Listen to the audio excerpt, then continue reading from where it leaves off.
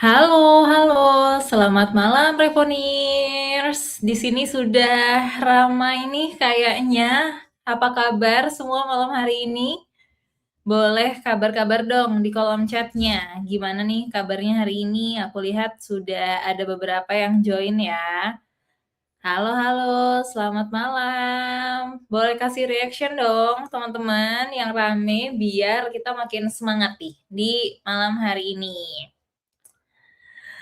Oke, nah sambil teman-teman, merespon gitu ya, mungkin ada yang masih mengetik, ada yang lagi perjalanan pulang mungkin, atau sudah sampai di rumah, lagi siap-siap, biar bisa ikut kelas gitu ya. Nah, di sini mungkin aku ingin memperkenalkan diri dulu gitu ya, sebelum kita benar-benar mulai sesinya.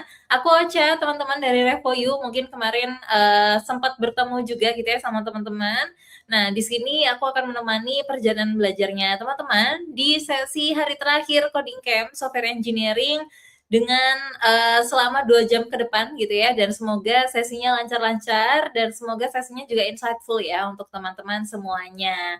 Nah, mungkin boleh sapa-sapa sekali lagi ya untuk teman-teman yang sudah hadir, boleh kasih tahu juga nih apakah sudah sampai di rumah atau masih perjalanan, atau mungkin sudah siap dengan buku catatannya nih. Karena malam hari ini kita akan sharing insight yang pastinya seru banget gitu ya, untuk mempersiapkan diri kita dalam masuk ke ranah karir di bidang software engineering. Nah, mungkin aku pengen recall lagi ya teman-teman, di sini siapa yang mungkin masih sekolah atau masih kuliah, terus mungkin siapa juga nih di sini yang udah kerja, tapi pengen switch karir jadi software engineer, atau mungkin siapa juga nih yang ternyata sudah kerja di bidang software engineer. Boleh kasih tahu dong di kolom chat. Oke, nah sambil teman-teman kasih tahu gitu ya, aku sambil lanjutkan. Jadi tetap kasih tahu di kolom chatnya ya, ramaikan teman-teman biar semakin semangat di malam hari ini. Nah, aku mau share ya, malam hari ini sebenarnya kita akan ada sesi apa.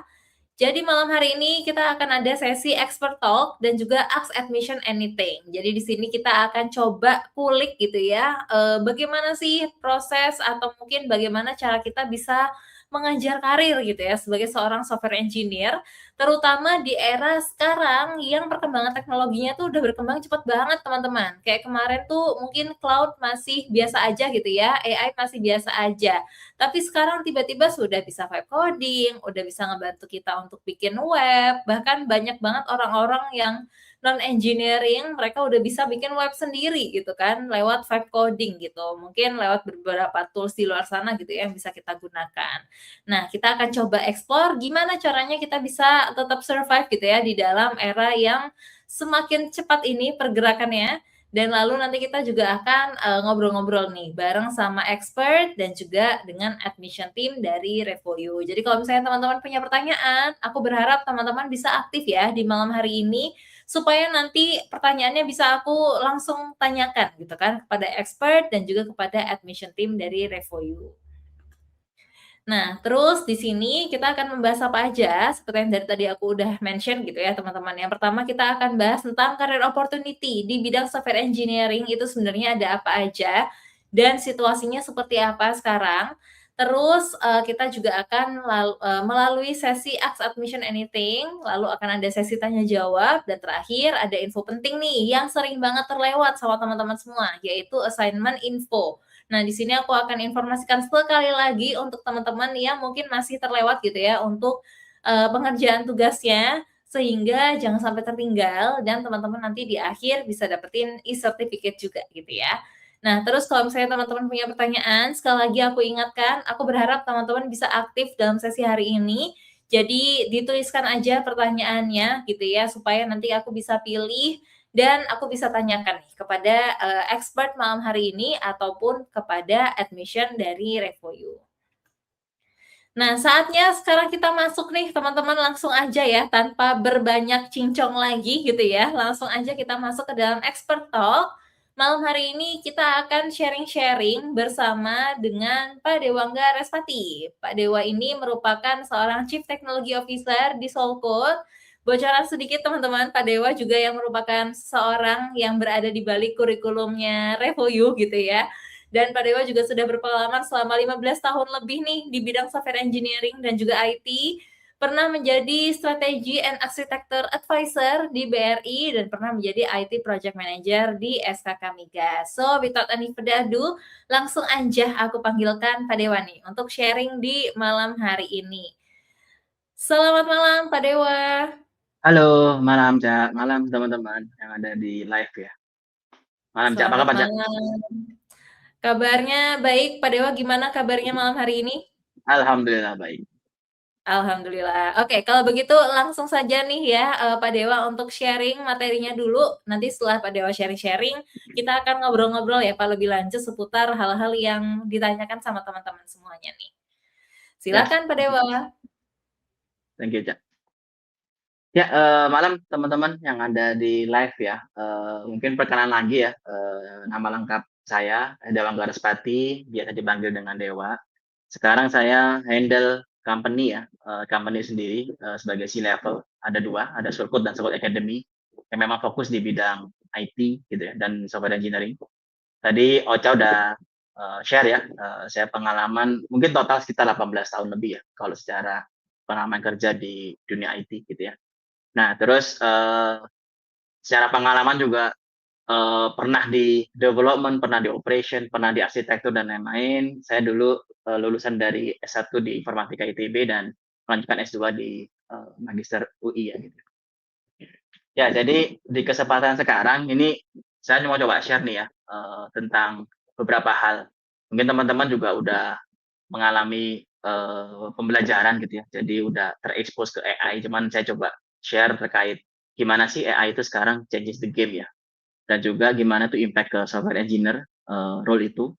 Dan opportunity career apa sih yang masih ada ya di AI era gitu ya. Dan bagaimana Revoyu itu kita benar-benar revamp ya, kita revamp kurikulumnya supaya bisa benar-benar menjadi software engineer yang memang bisa utilize AI gitu ya, bukan malah menjadi threat buat AI itu sendiri gitu ya. Ya, jadi kalau kita lihat tentang AI ya, mungkin teman-teman udah banyak juga terekspos di dunia sehari-hari ya, AI itu di mana-mana. Kalau use case yang saya alamin itu AI itu udah mulai replacing customer support ya, atau bukan enhancing ya bahkan ya. Jadi udah semua layanan customer support udah dibantu oleh AI. Kalau teman-teman ngalamin ditelepon oleh beberapa nomor itu kan rata-rata juga udah robot gitu ya yang nelpon udah AI. Terus dunia konten kreator itu juga sudah mulai banyak terekspos oleh AI. Ini kalau teman-teman lihat live streamer dan lain-lain itu juga udah banyak AI generation gitu ya di situ. Terus dunia creative design gitu ya. Kalau pengalaman saya juga ya itu beberapa hal-hal kreatif yang dulunya kita handcrafting gitu ya. Itu sekarang sudah generated by AI cukup cepat. Itu misalkan kayak video itu yang Google Veo dan lain-lain itu udah cukup cepat untuk generate video desain gitu ya. Terus rekrutmen di bidang HR nih, operation perusahaan gitu ya. Ini juga honestly juga saya terapin ya di perusahaan saya sendiri itu untuk melakukan rekrutmen dibantu oleh automation dan AI gitu. Itu yang itu signifikan ya. Jadi kalau boleh share pengalaman itu dari yang awalnya satu hari bisa cuma filtering beberapa CV itu sekarang udah bisa puluhan even ratusan CV ya untuk rekrutmen. Dan yang terakhir, bahkan AI juga udah menyentuh ke dunia fisik ya. Dalam arti robot gitu ya. Ini manufacturer juga udah mulai banyak embed AI yang memang benar-benar langsung ke physical touch gitu ya. Jadi memang AI itu ada di every aspect gitu ya, dari every industry. Nah, bahkan yang sedikit lucu adalah AI itu juga datang atau dia juga mendisrupt gitu ya, mendisrupt dunia yang memang menciptakan AI gitu ya, software engineering sendiri gitu ya. Ya, jadi kalau di dunia software engineering teman-teman mungkin udah ngalamin ya di beberapa hari terakhir udah terekspos oleh AI untuk bantu coding gitu ya. Jadi AI coding assistant. Terus ini kalau teman nanti ke dunia kerja di mana saya juga pengalaman di enterprise yang aplikasinya ratusan ya. Itu operation akan menjadi complexity sendiri gitu ya. Yang awalnya butuh ratusan orang itu bisa di eliminate gitu ya. Atau bahkan orang-orang bisa bekerja lebih produktif dengan kita mengautomate IT operation di situ. Dan sekarang juga aspek security ya, teman-teman mungkin juga sekarang ngalamin ya banyak banyak security breach ya, banyak data yang bocor dan lain-lain. Nah, itu cyber security protection juga sekarang juga sudah mulai di enforce oleh AI di situ ya. Nah, jadi bisa dilihat ya. Jadi AI itu in every aspect, bahkan di dunia di mana AI itu tercipta gitu ya, software engineering gitu ya. Nah, ini mungkin teman-teman boleh kalau ada use case lain nih atau pengalaman teman-teman lain ya terkait penggunaan AI, boleh di kolom chat gitu ya. Misalkan saya pakai AI untuk apa nih, cari resep kayak atau apa gitu ya. Monggo tuh ya. Jadi biar dapat dapat experience gitu ya. Kira-kira AI itu dipakai oleh teman-teman di mana aja sih gitu ya, di aspek mana aja gitu. Ya, jadi setelah itu apa sih impact dari AI ke software engineer gitu ya, yang paling terasa gitu ya. Nah ini kalau saya ya, karena mungkin bisa dibilang, cukup old school ya, cukup cukup purbakala. Saya tuh di zaman saya masuk ke dunia IT itu masih baru-baru awal, web application gitu ya. Jadi dalam arti masih banyak aplikasi yang berbasis desktop. Jadi saya ngalamin fase itu sampai sekarang di mana aplikasi udah macam-macam gitu ya. Jadi udah long journey gitu ya saya ngalamin dunia software engineering. Jadi kalau dulu nih sebelum AI ya, itu orang-orang banyak quote and quote ya, cukup, bangga dengan beberapa skill, misalkan, "Oh saya ini paham sintaks Java banyak banget nih," gitu ya. "Saya menguasai banget nih Java." Terus ini yang satu lagi, "Oh saya bisa, coding atau ngetik ya, cepat," gitu kan, pakai, 10 jari, 10 finger gitu kan. Terus ada teknologi baru zaman zaman dulu ya awal-awal startup berdiri kan banyak Golang gitu ya. Golang cukup famous di awal-awal itu. Jadi orang-orang Golang juga cukup menjadi incaran gitu ya. Jadi dia kalau dia tahu Golang dia akan cukup dapat posisi di market gitu ya. Terus ada orang yang cukup bangga dengan experience di debugging.net gitu ya, application misalkan. Dan juga zaman dulu sebelum AI itu develop aplikasi ya hitungannya months gitu ya. Itu almost impossible ya untuk kita hitung di weeks gitu ya. Jadi memang 3 bulan untuk develop fitur. Nah dari beberapa hal ini kita bisa lihat nih beberapa hal ya. Yang pertama dulu sebelum AI itu orang-orang syntax oriented gitu ya. Jadi saya tahu sintaksnya gitu ya. Saya tahu gimana bahasanya gitu ya. Terus fokusnya tuh nulis kode gitu ya, ngetik gitu ya. Orang yang bisa ngetik cepat, dia akan deliver cepat gitu. Terus tech barrier. Jadi kalau ada teknologi baru, orang yang baru mau masuk itu cukup lama untuk dia learning curve ke teknologi baru. Terus debugging dulu masih manual, itu saya ngerasain juga kalau debugging dulu tuh harus satu-satu, kadang bisa spending banyak jam hanya untuk menemukan titik koma salah atau apapun gitu ya. Jadi manual debugging di situ. Dan secara development cycle juga cukup lama gitu ya dari dulu, slow development cycle. Nah, dengan adanya AI, itu semua almost sudah tidak jadi isu gitu ya. Ini bahkan ini saya kutip juga di Microsoft ya. Ini Natya Satya Nadella. Even dia kompres beberapa role menjadi satu role gitu ya. Yang dia namakan full stack builder. Nah, which is honestly ini juga di company saya itu sudah mulai saya terapin. Nah, itu beberapa role itu coba saya embed ya ke dalam satu role di mana memang tanggung jawabnya itu memang deliver sampai akhir gitu ya. Jadi yang dulunya product manager itu sampai suatu titik diserahin ke engineer untuk ngerjain gitu ya. Atau designer itu mendapatkan input dari product manager untuk mendesain mockup gitu ya. Baru kasih ke engineer gitu ya. Nah, terus engineer baru coding gitu ya. Nah, sekarang saya udah nyoba itu benar-benar end to end gitu ya. Jadi benar-benar end to end dari mulai requirement sampai dia deliver features dan it works gitu ya. Tapi memang mungkin kalau secara di industri ya tidak applicable ke semua sebenarnya. Kalau kita mendapatkan typical project application yang cukup kompleks itu beberapa hal tetap kita perlu pisah. Cuman tidak menutup kemungkinan untuk beberapa hal itu kita jadikan satu untuk semua role itu gitu. Jadi ini setelah AI itu memang role menjadi convergen gitu ya. Jadi arti menyatu gitu. Nah, tapi itu semua tidak menghilangkan skill yang utama gitu ya. Jadi kalau bicara AI itu ya AI itu kayak cermin ya. Jadi kalau teman-teman logical thinking-nya atau cara menyelesaikan solusinya itu masih berantakan, ya output dari AI-nya pasti berantakan. Jadi refleksi dari pemikiran kita sendiri gitu ya. Dan anyway coding itu logic gitu ya. Intinya coding itu logic. Jadi butuh butuh beberapa hal. Nah, ini yang penting itu data structure dan algorithm untuk mengevaluasi AI choice. Nah, jadi beberapa hal ini tidak bisa dibantu oleh AI gitu ya. Ilmu-ilmu ini memang tetap harus kita equip secara independen gitu ya. Apa aja? Itu pertama problem solving gitu ya.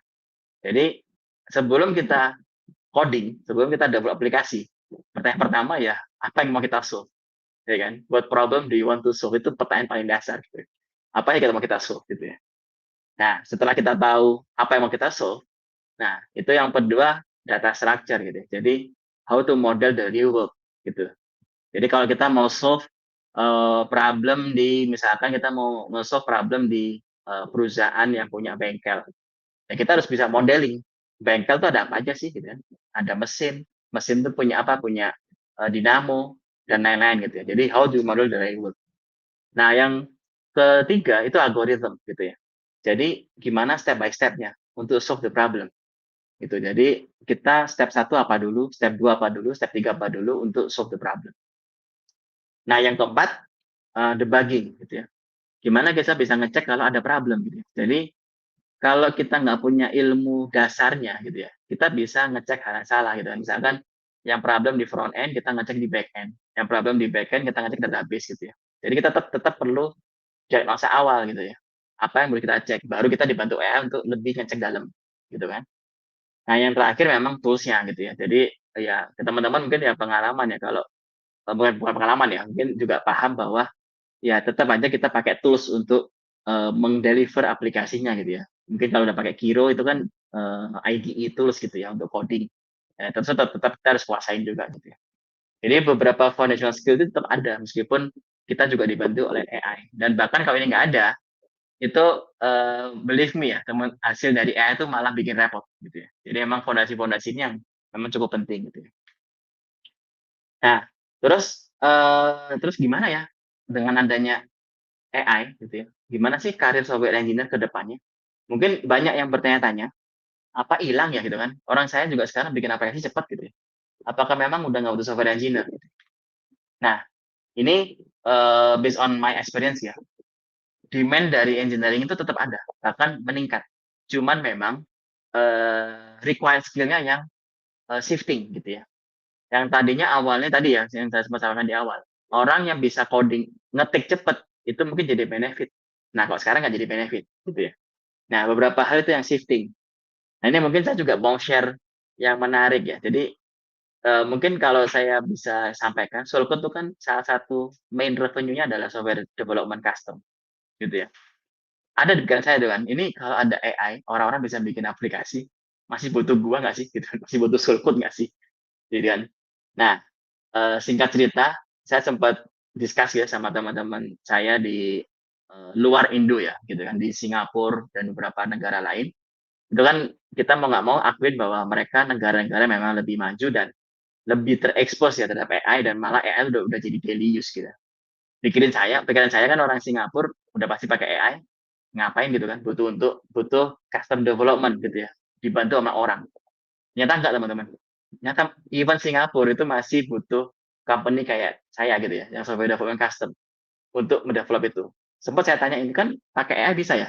Nah, tapi mereka memang tetap fokus ke bisnis model utamanya. Jadi mereka tetap membutuhkan partner untuk mendevelop aplikasinya.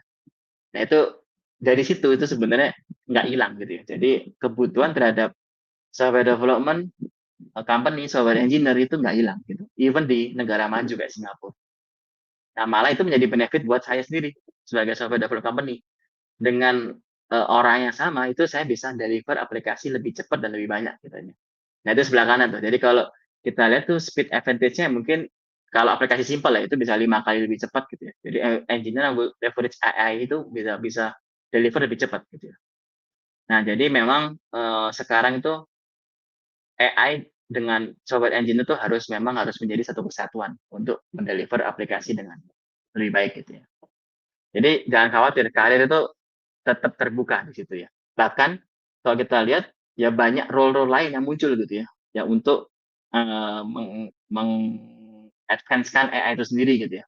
LLM integrator, dari bawah dia ada workflow engineer dan lain-lain gitu ya. Itu banyak banyak role yang baru yang muncul gitu ya karena AI era ini gitu. Ya, jadi kalau kita lihat sebenarnya tadi bedanya dulu tradisional sama yang developer baru yang di zaman AI. Nah, kalau dulu tadi ya fokusnya ke sintaks, ya, framework gitu ya. Terus debug isu itu manually gitu ya, trial error. Terus complete ticket atau backlog itu lebih slow gitu ya. Terus dokumentasi itu sangat utama dan dulu mungkin nggak tahu deh teman-teman yang ada di sini masih pernah denger nggak Stack Overflow-nya zaman saya mah waktu kuliah sampai sebelum ada AI itu portal utama ya untuk kita cari solusi Stack Overflow. Tapi teman-teman kalau lihat di internet ya di artikel itu hit hit rate ke Stack Overflow tuh jauh lebih turun setelah muncul ChatGPT gitu kan. Itu bukti bahwa ya udah orang-orang sekarang cari jawaban di AI gitu kan ya. Nah, terus zaman dulu juga teman-teman juga yang junior itu sangat rely ke senior review ya untuk validate approach-nya. Nah, zaman sekarang itu semua bisa dibantu oleh AI. Tapi ada ekspektasi baru nih ke engineer yang junior gitu ya. Yang pertama harus ngerti sistem desain dan arsitektur. Jadi main ilmu dasar harus ngerti. Nah, terus yang kedua prompting. Promptingnya memang tidak sesimpel prompting kalau kita cari jawaban biasa gitu ya. Jadi memang kita harus bisa konteks engineering gitu ya, prompting engineering yang bisa generate solution lebih instan dan lebih valid gitu ya. Terus debugging itu AI driven untuk identify root cause di hitungan detik bahkan gitu ya. Terus prototyping, nah ini kalau kita bicara prototyping itu bisa saya jawab emang sangat rapid ya, bahkan hitungan hours gitu ya. Tapi jangan sampai teman-teman mau berasumsi itu bisa jadi production skill karena itu beda cerita. Kalau prototyping itu hanya untuk menunjukkan validasi lah, ya, validasi bahwa requirement-nya benar gitu ya. Tapi begitu ke production itu benar-benar kita harus ukur aplikasi cukup kuat nggak untuk kita go live gitu ya aplikasinya. Terus teman-teman juga harus selalu curious gitu ya. Hasil dari AI ini benar nggak sih gitu ya. Jadi jangan percaya 100% gitu ya. Jadi harus self validate, harus selalu verifikasi, harus selalu dicek gitu kan. Selalu diiterasi. Jadi AI itu nggak akan bisa one time shot langsung jadi gitu ya.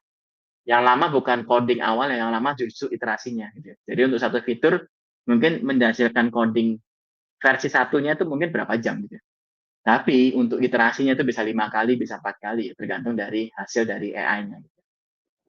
Nah, ini sebenarnya ada teknik-teknik ya untuk kita memastikan bahwa hasil dari AI itu bisa lebih bagus. Itu ada mungkin kalau teman-teman udah pernah lihat Kiro ya di sesi sebelumnya, itu ada steering guideline dan lain-lain. Itu harus dipakai pada saat kita memang deliver aplikasi yang production skill gitu ya. Gitu.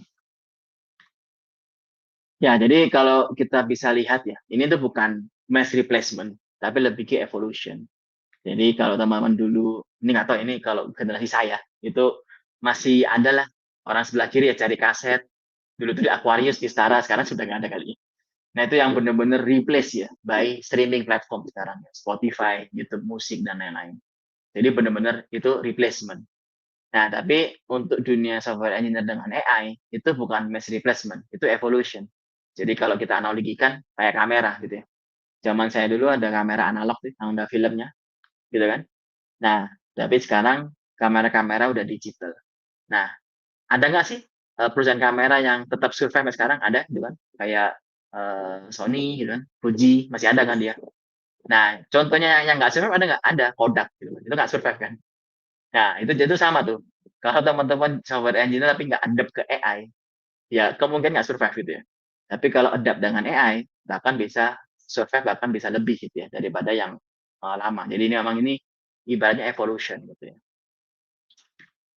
Nah, terus gimana sih Revoyu ya? Itu bisa bantu untuk teman-teman menjadi software engineer yang memang bisa equip AI dengan baik gitu ya. Nah, tadi Ocha udah sampaikan, saya juga termasuk salah satu yang merevamp kurikulum di Revoyu untuk software engineering ya. Nah, jadi ada dua hal utama yang kita ubah dari kurikulum sebelumnya. Yang pertama, teman-teman bisa lihat di fase 1, itu kita nggak langsung coding ya. Ini sebenarnya quote and quote ya, saya sedikit mengadopsi yang ada di kampus saya, di ITB dulu. Itu saya sampai semester 2 itu belum coding sama sekali. Bahkan itu baru semester 4 kalau nggak salah. itu masih nulis di kertas ya, nulis coding di kertas, tapi memang nggak boleh dihapus. Gitu ya. Jadi itu kita diajarin kayak gitu tuh. Jadi itu gunanya apa? Supaya teman-teman tidak terlalu tergantung ke bahasa sebenarnya. Jadi teman-teman fokusnya lebih ke algoritma dan programmingnya. Itu fase satu tuh ada di situ Revoyu. Tapi memang challenge-nya adalah ya saya kan kuliah 4 tahun ya gitu ya untuk achieve itu gitu kan. Nah, ini yang gimana saya bisa mengkompakkan itu dalam hitungan minggu supaya beberapa hal yang cukup penting jadi foundational itu kita masukkan ke fase satu tetap programming gitu ya. Itu kita akan belajar algorithm, logical thinking, data structure, karena memang itu yang jadi differentiator untuk software engineer ya, bukan programming language-nya. Tapi zaman sekarang ya, itu programming language teman-teman shifting dari JavaScript ke Python, Python ke Java, dan lain-lain itu cukup cepat dibantu AI. Jadi dari fase satu kita belajar foundational, baru kita masuk ke back end. Jadi fase 2 back end, kita mulai coding. Fase ketiga kita masuk ke front end. Nah, fase keempat, itu kita totally tulis aplikasi dari zero gitu ya, dibantu oleh AI gitu ya. Jadi kita benar-benar simulasi gimana AI terlibat dari awal, full SDLC dari mulai requirement sampai dia going production gitu aplikasinya. Nah ini teman-teman bisa lihat ya, cukup banyak stack-nya yang dipelajarin. Jadi itu jadi motivasi kedua juga, revamp kurikulumnya. Jadi dengan adanya AI, itu kita cukup optimis ya. Even teman-teman yang baru, itu bisa cukup cepat untuk learning curve-nya. That's why kita sedikit menghilangkan friksi terhadap teknologi yang baru gitu ya. Yang awalnya memang teman-teman butuh waktu bulanan untuk belajar, itu sekarang bisa achieve di harian atau bahkan mingguan gitu ya. Nah, dengan ada ini, makanya teman-teman di sini banyak exposure ke teknologi gitu ya.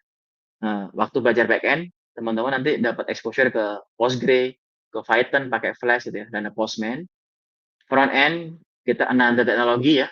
Kita belajar banyakkan JavaScript framework, ada Next.js, TypeScript, Tailwind CSS, dan pakai React Component di situ. Terus juga ada beberapa software engineering tools lain yang dipakai ya untuk repository pakai GitHub, Vercel untuk deploy, dan kita juga ajarkan untuk automation testing menggunakan Playwright gitu ya. Nah ini sebenarnya ya, ini juga jadi bonus buat teman-teman. Jadi selain teman-teman terekspos atau belajar menjadi software engineer, sebenarnya dengan adanya kita pertimbangan kita pakai Python di back end, itu sebenarnya membuka peluang teman-teman juga ke bidang data sebenarnya. Karena kan rata-rata data engineering pasti pakai Python kalau programmingnya. Jadi teman-teman minimal sudah terekspos ke dunia Python gitu ya. Nah, terus kalau teman-teman lihat di software engineering belajar Playwright, nah itu lebih menarik gitu. Itu teman-teman terekspos ke dunia automation testing ya, bukan testing manual ya. Yang teman-teman ngeklik sendiri ya. Automation testing sekarang tuh udah zamannya udah memang pakai QA automation gitu. Nah, itu kita juga kasih exposure gitu ya. Jadi sebenarnya teman-teman selesai dari sesi ini, kurikulum ini, itu teman-teman udah jadi software engineer bisa gitu ya. Menuju data engineering juga udah punya bekal gitu ya. Terus untuk tester ya, menjadi tester itu teman-teman juga punya exposure karena udah kita ajarin untuk automation testing di sini. Itu yang kita sedikit rombak di situ. Nah, terus di sini karena Revoyu juga kerjasama dengan AWS ya, jadi memang kita leverage Kiro. Nah, tapi di sini memang kita akan ajarin Kiro di dua mode. Mungkin teman-teman di sesi sebelumnya udah diperkenalkan Kiro ya. Itu ada mode yang vibe code sama mode yang spec code. Nah, itu kita pelajarin. Jadi kalau di sepanjang fase 2 dan 3 itu lebih ke vibe code. Jadi simple task ya. Tolong generate boilerplate gitu kan, terus debug dan lain-lain. Itu di vibe session. Akan ada di fase 2 dan 3. Nah, nanti fase 4 itu spec session. Jadi teman-teman benar-benar dibantu AI sebagai asisten dari mulai awal requirement sampai nanti aplikasi jadi. Dan ini nanti kalau teman-teman ini juga pakai use case-nya itu benar-benar use case yang ini ya apa implemented gitu ya untuk kita gunakan si spec development session. Ya, kira-kira itu ya teman-teman yang bisa saya share. Jadi pertama ya memang don't worry, software engineer tetap ada marketnya, cuma memang shifting. Jadi memang challenge-nya teman-teman yang mungkin switch karir gitu ya, terus mungkin baru belajar, itu memang tadi yang di foundational. Kita review akan make sure bahwa as foundational teman-teman nggak empty sebelum kita masuk ke the real coding-nya gitu ya. Karena itu yang akan membedakan teman-teman bisa menggunakan AI dengan baik nggak di software engineer atau teman-teman hanya menggunakan AI untuk generate code gitu ya, tidak generate application yang baik gitu. Oke, mungkin dari saya gitu ya, silakan dari Ocha mungkin, Ocha. Oke, terima kasih banyak Pak Dewa. Kalau gitu Pak Dewa boleh istirahat Ya, dulu. Sebentar lagi kita ya, akan tanya jawab ya, Pak ya. ya. Oke, sip. Kalau gitu, nah teman-teman, bagaimana nih so far materinya? Jadi merangkum seluruh materi pembelajaran yang kita pelajarin selama beberapa hari terakhir gitu ya. Boleh kasih tahu dong di kolom chat kalau materinya relatable dan juga insightful buat kalian semua. Boleh kasih emoji api-apinya ya teman-teman di kolom chat biar jadi makin semangat nih malam hari ini. Nah, sekarang aku pengen tanya juga ya sama teman-teman. Tadi kan kita udah ngobrol-ngobrol seputar mungkin career opportunity gitu ya di bidang software engineer. Terus sekarang udah eranya AI gitu kan. Nah, ternyata nanti kita ketika masuk ke dalam job seeking, fase-fase job seeking, kita juga perlu untuk mempersiapkan job asset nih, teman-teman. Nah, job assetnya itu ada beberapa hal gitu ya, yang bisa kita siapkan, termasuk mungkin ada CV, ada juga portfolio. Nah, teman-teman di sini kira-kira seperti apa nih persiapannya? Apakah sudah punya CV dan portfolio atau baru punya CV-nya aja nih? Gimana gimana? Di kolom chat aku sudah lihat beberapa gitu ya, yang komen dan ternyata macam-macam ya. Ada yang baru punya CV, ada yang sudah ada portfolio juga. No worries teman-teman. Justru dengan melalui coding camp di hari ini, teman-teman jadi bisa berkesempatan nih untuk punya portfolio gitu ya, untuk membuktikan hal-hal yang seperti tadi disebutkan sama Pak Dewa gitu ya, skill kita di bidang AI, terus habis itu mungkin hal-hal apa saja nih yang kita kuasai dalam proses software engineering gitu. Nanti kita akan jawab lebih, kita akan coba kulik lebih dalam nih, kira-kira persiapannya apa lagi yang harus kita lakukan ya, teman-teman.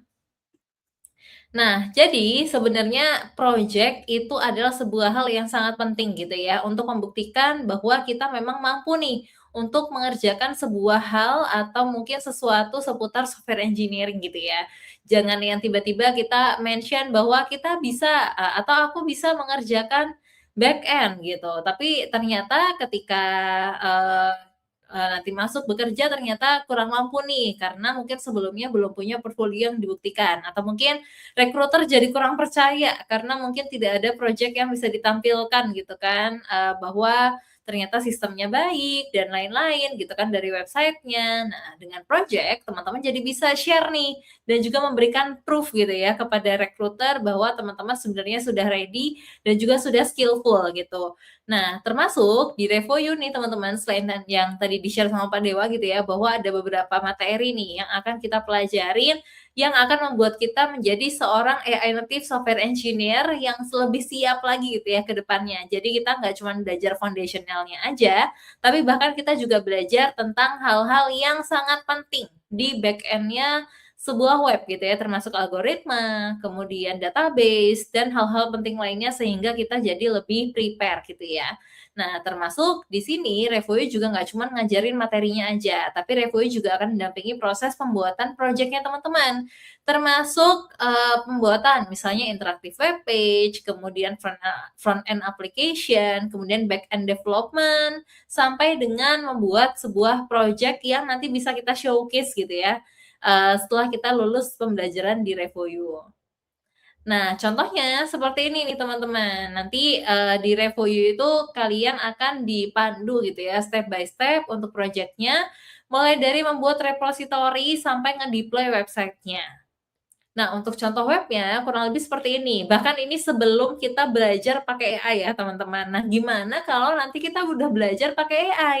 Pasti hasilnya akan lebih mantap lagi nggak sih? Karena tadi aku lihat juga ada yang bilang kalau menggunakan tools Kiro yang sudah pernah kita gunakan gitu ya dalam kelas ini, itu tuh ternyata keren banget gitu ya, alias gacor banget bikin webnya. Nah, inilah teman-teman, ternyata kita bisa membuat web yang jauh lebih keren gitu ketika kita sudah mulai leverage AI. Nah, sebelum pakai AI, alumni dari Revoyu juga udah membuat web yang keren-keren. Seperti contohnya nih, Padel Coach Booking System. Kalau yang aku bayangkan adalah ini tuh agak tricky ya teman-teman, karena kan harus mencocokkan database-nya di back-end-nya gitu kan. Terus selain itu juga ada restoran web app. Ini juga kalau aku misalnya pesen makan di Bami GM itu kan pesennya udah pakai web ya. Aku kadang-kadang wondering kayak gimana ya caranya bikin web kayak gini. Nah ternyata alumni Revoyu pernah nih bikin seperti ini teman-teman, dan pasti back end-nya juga lumayan tricky ya karena harus dihubungkan ke sistem POS atau ke sistem-sistem yang lain. Nah itu gimana caranya? Nah nanti kita akan kulik gitu ya teman-teman, gimana caranya kita mengelola back end-nya. Dan terakhir yang paling keren juga adalah konsep tiket booking system. Nah ini juga pasti tricky banget karena harus membuat web yang tidak terlalu berat pastinya ya, karena banyak banget yang akses sehingga nanti nggak mudah untuk nge-lag ya teman-teman pastinya, karena ada payment processing dan juga ada security yang di-build di baliknya nih, karena kalau tidak bisa berbahaya gitu ya nantinya. Nah ini juga bisa kita pelajari dan kita buat juga ketika kita sudah belajar di Revoyo nantinya. Nah, terus aku mau introduce juga nih bahwa seperti yang tadi sebelumnya sempat aku mention gitu ya, bahwa di Revoyu tuh teman-teman akan didampingi loh dalam proses pembuatan project-nya. Termasuk ada support system lainnya gitu ya di Revoyu. Termasuk ada class manager, ada mentor, ada instructors, kemudian ada career counselor. Jadi mulai dari teman-teman masuk ke dalam kelas sampai teman-teman selesai belajar dan mencari pekerjaan, teman-teman akan didampingi terus prosesnya. Nah, oleh class manager, nanti teman-teman akan diingatkan nih dengan tugas dan seluruh proses dalam Revoyu full stack. Kemudian ada mentor yang siap untuk mendampingi perjalanan belajarnya kalian. Ada instructors yang bagiin ilmunya, dan terakhir ada career counselor nih yang membantu prosesnya teman-teman dalam pencarian pekerjaan untuk bisa meningkatkan hireability-nya teman-teman sebagai seorang software engineer. Nah, jadi tunggu apa lagi ya teman-teman. Kalau misalnya teman-teman memang ingin memilih Revoyu gitu ya sebagai partner belajarnya teman-teman semua, karena yang aku tahu adalah belajar sendiri itu susah guys, karena kita nggak punya pakem pasti gitu ya. Kira-kira apa aja yang harus dipelajarin, kita belajarnya dari mana, kira-kira perlu seperti apa nih belajarnya. Nah, di sini semuanya sudah dikurasi. Bahkan kalian tuh nggak cuma dipersiapkan menjadi seseorang yang hanya bisa menjadi seorang software engineer gitu ya, tapi bahkan kalian akan dipersiapkan sebagai seseorang yang memang sudah job ready teman-teman. Jadi sudah diajarkan dan juga dilatih untuk bisa punya mindset untuk engineering first gitu ya teman-teman, dan juga AI-nya itu memang sudah di-embed gitu. Jadi seluruh materi itu memang sudah di-embed dengan AI. Jadi nggak hanya sebuah modul terpisah aja gitu ya teman-teman, tapi bahkan pembelajaran front end, back end-nya itu kita akan belajar menggunakan AI juga. Lalu kita juga akan belajar back end first. Jadi kita akan benar-benar mencoba atau explore gitu ya, seperti benar-benar menjadi tim engineering. Karena di sana yang paling penting untuk kita pikirkan itu nggak cuma front end tampilannya cantik, tapi juga back end-nya yang perlu untuk kita pikirin guys. Nah ini juga dipersiapkan dengan matang gitu ya oleh Revoyu kepada teman-teman semuanya, sehingga nanti teman-teman sudah bisa lulus gitu ya setelah belajar di Revoyu ini, lulus dengan production grade portfolio. Jadi portfolionya ini enggak yang mentah dan hanya mungkin front end yang cantik, tapi teman-teman memang sudah mempersiapkan dengan matang gitu ya untuk portfolionya. Jadi nanti ketika apply ke perusahaan atau bekerja sebagai software engineer itu udah nggak kaget lagi ya dengan flow pekerjaannya, karena semuanya sudah disimulasikan ketika belajar di Revoyu. Nah, kalau misalnya teman-teman pengen belajar di Revoyu dan memilih Revoyu sebagai partner belajarnya, langsung aja scan QR code yang ada di layar, atau teman-teman juga bisa banget nih langsung aja klik link yang ada di dalam kolom chat ya yang sudah dibagikan.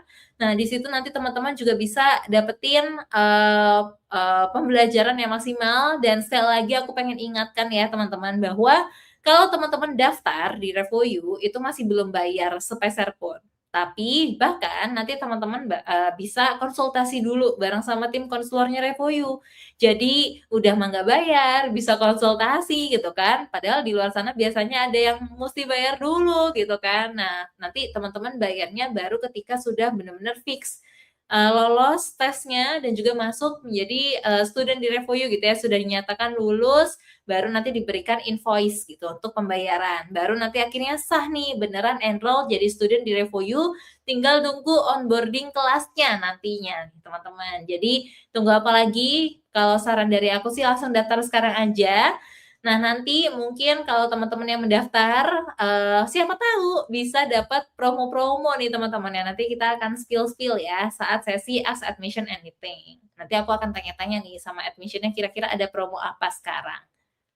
Nah, sekarang sebelum kita masuk ke dalam sesi bareng sama admission gitu ya untuk tanya-tanya seputar promo nih yang seru-seru. Nah, aku pengen tanya-tanya dulu nih sama Pak Dewa gitu ya, karena di sini aku lihat sudah ada teman-teman yang bertanya di kolom chat maupun di platform pertanyaan yang sudah dibagikan nih teman-teman. Jadi kita mari coba untuk tanyakan ya hal-hal yang sudah di-share. Kalau gitu aku panggil lagi Pak Dewa untuk naik ke atas panggung.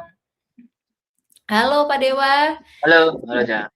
sudah bernafas Pak? Sudah minum dulu? Tadi Oh, sudah udah share aman, seru udah banget. minum, Oh, udah minum ya? aman. Aman. Oke. Sip, kalau gitu kita langsung masuk ke tanya Hmm, jawab ya, Pak. Untuk pertanyaan yang silakan, silakan. pertama, yes, kita langsung aja masuk. Pertanyaan yang pertama datang dari Fajar Ramadan. Pertanyaannya adalah, gimana menurut Bapak terkait makin banyaknya AI assistant untuk pekerjaan software engineer ini? Apakah nantinya value software engineer ini akan berkurang nih Pak, seiring dengan berkembangnya AI assistant? Silakan. Oke. Ya, jadi makasih Mas Fajar ya untuk pertanyaan. Jadi, kalau ini jadi apa ya, ibaratnya kayak dua mata pisau ya. Jadi kalau saya alami sendiri sih sebenarnya pertama gini, kalau junior engineer itu tidak bisa upskill gitu ya, itu akan valid tuh. Jadi value SE akan berkurang. Nah, tapi pada saat junior SE itu bisa utilize AI dengan baik, itu justru value-nya akan bertambah gitu ya. Jadi kayak kayak paradoks gitu ya. Nah, makanya itu sebenarnya tantangan ya, tantangannya untuk teman-teman yang mau menjadi SE lewat bootcamp ya, bukan quote and quote lewat jalur kuliah. Itu memang tantangannya adalah foundational. Nah, foundational itulah salah satu motivasi kurikulum review itu di revamp itu dengan memasukkan aspek foundational. Jadi supaya nanti teman-teman menggunakan AI-nya dengan proper gitu ya. Jadi bukan karena kalau sekarang everybody ya itu bisa generate aplikasi dengan AI apapun gitu ya. Pertanyaannya cuma dua. Apakah aplikasinya itu memang fit to the needs ya, fit to the requirement yang dibutuhkan? Itu yang pertama. Yang kedua, apakah aplikasinya memang ready pada saat dipakai di production dalam arti skala yang memang luas gitu ya. Nah, dua pertanyaan itu kalau hanya generate kode gitu ya, motivasinya dengan AI, itu tidak akan bisa gitu. Itu software engineer yang memang harus di-equip dengan kemampuan untuk bisa menjawab dua pertanyaan itu untuk mendeliver aplikasinya gitu. Oke, ini langsung yang pertanyaan kedua, Cak. Oke, terima kasih jawabannya Pak Dewa. Langsung ya, boleh kita lanjut ke pertanyaan yang kedua. Pertanyaannya Ya, saya ini masih pertanyaannya pemula. mm, Nah, kira-kira apa yang bisa dilakukan Pak di tool AI sebagai seorang software engineer selain coding dan membuat website? Karena kan teman-teman di sini belajarnya pakai Hero untuk ngoding dan bikin websitenya nih Pak. Kira-kira apa lagi sih yang bisa kita gunakan di AI tools sebagai software engineer? ya, oke. Ya, jadi kalau kita sebagai software engineer pasti kan hasil akhirnya pasti ya aplikasi ya gitu ya, coding. Jadi ya emang at the end harus coding gitu ya. Nah, cuman banyak use case ya. Ini mungkin saya udah pernah share ya waktu open house-nya itu juga. Jadi pertama ya, nanti kalau di dunia nyata AI itu pemakaiannya teman-teman bisa aja dapat suatu use case atau suatu pekerjaan teman-teman harus ngelanjutin aplikasi gitu ya, yang orangnya sudah nggak ada dan nggak ada dokumentasinya. Nah itu teman-teman sebelum jump in ke coding, itu teman-teman pasti dibantu AI untuk mengerti dulu aplikasinya sekarang gimana gitu ya. Itu reverse engineering-nya dibantu di situ. Nah itu case pertama tuh. Nah case kedua itu sama sebelum coding dan website itu teman-teman di dunia software engineering itu juga bisa pakai AI untuk sebenarnya sama kayak teman-teman untuk brainstorming cari solusi lewat ChatGPT dan lain-lain itu kan nggak sama ya. Mungkin di dunia bukan software engineer itu sama juga. Jadi pada saat teman-teman mendesain suatu arsitektur aplikasi gitu ya, atau mendesain suatu solusi, nah itu juga banyak interaksi dengan AI gitu kan. Nah, cuman memang tadi yang saya sampaikan, kalau kalau teman-teman pakai AI ChatGPT ya untuk mencari solusi atau mencari jawaban dari suatu pertanyaan, itu kan rata-rata tidak dikasih suatu batasan gitu ya. Silakan AI jawab seperti yang lu tahu gitu ya. Gitu kan. Nah, kalau di software engineer nanti di review itu juga akan diajarin gimana ngasih batasannya gitu ya. Nah, kalau di Kiro namanya guideline itu. Jadi misalkan untuk menjawab ini jangan cross boundary yang ini gitu ya. Nah, itu akan dikasih pelajaran di situ. Nah, itu jadi AI selain buat coding pasti utama buat coding ya. Namanya software engineer ya buat coding untuk AI-nya. Cuman banyak aktivitas non coding itu yang nanti akan banyak sekali utilize AI gitu ya. Nah, itu nanti banyak tuh use case atau simulasi itu sepanjang fase back-end, front-end, spec driven development tadi yang ada di beberapa kurikulum review itu. Nah, teman-teman akan terekspos tuh penggunaan AI selain untuk bantu coding di situ. Tapi tetap di dunia software engineering gitu.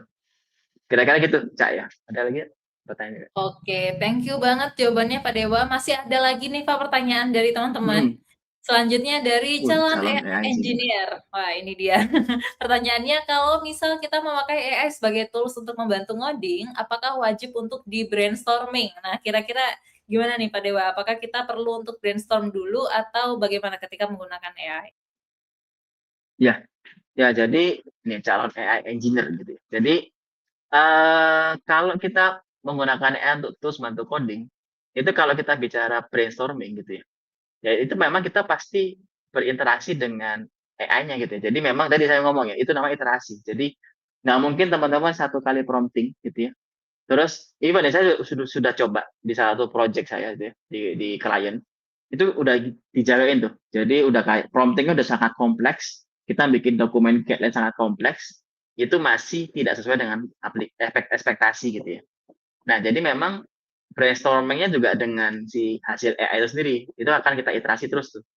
Jadi pada saat first iteration menghasilkan suatu solution gitu ya. Nah, itu udah pasti kita harus brainstorm sama AI-nya sendiri gitu ya. Ini harusnya nggak gini nih gitu. Menurut gua kayak gini gitu. Nah, nanti dia akan brainstorm lagi, nanti akan iterasi lagi gitu ya. Nah, sampai akhirnya mencapai suatu yang valid gitu ya. Jadi teman-teman kalau lihat ya nanti teman-teman kalau first iteration itu udah pasti mungkin seakan-akan benar hasilnya ya. Itu pasti gitu tuh. Nah, kalau apalagi front end ya, itu seakan-akan oh udah bener kok ada tombolnya di sini dan lain-lain gitu ya. Tapi kalau teman-teman nanti lihat lebih detail, itu udah pasti ada hal-hal yang quote and quote nggak efektif gitu ya, yang dideliver oleh AI. Itu rata-rata mereka hasilnya itu rata-rata overkill gitu ya. Jadi harusnya bisa, jadi nggaknya kalau Jakarta ke Bandung nggak langsung dia lihat Bogor dulu gitu. Nah itu yang harus kita iterasi terus tuh. Jadi kita sebagai software engineer yang manusianya itu tugasnya mengkoreksi itu semua. Itu. Ini pertanyaan kedua ya. Ini dari Anonymous. Kalau ada lowongan, langsung nggak Cak? Gue bacain Cak. Ya, boleh, Atau boleh. gimana? Silakan Pak Ya. Dewa. Jadi kalau ada lowongan SE, namun menurut kita pribadi kita bisa, namun kita belum ada pengalaman dan ada kendala di persyaratan, harus berpengalaman 2 tahun, kira-kira gimana? Oke. Nah, ini saya relate nih sama sama pertanyaan teman Anonymous nih. Jadi memang beberapa lowongan kerja itu pasti kan ada syarat pengalaman kerja, misalkan 2 tahun pernah jadi SE gitu ya. Nah, tapi ini even di company saya, itu pasti quote and quote jadi default requirement jadi suatu role gitu ya. Nah, cuman kayak company saya atau banyak juga company lain itu yang masih lah memberi kesempatan yang kiranya apa ya berpotensi untuk kita coba gitu. Nah, biasanya ada testing kan, tes yang memang real case gitu ya. Nah, pertanyaan lebih ke sini. Dulu sebelum AI itu tes kita kan tes coding gitu ya. Ya kalau dia bisa ngerjain, harusnya dia bisa gitu ya. Nah, kalau sekarang masalahnya dia pasti akan bisa deliver yang kita kasih soalnya gitu ya. Cuma pertanyaan adalah dia ngerti nggak.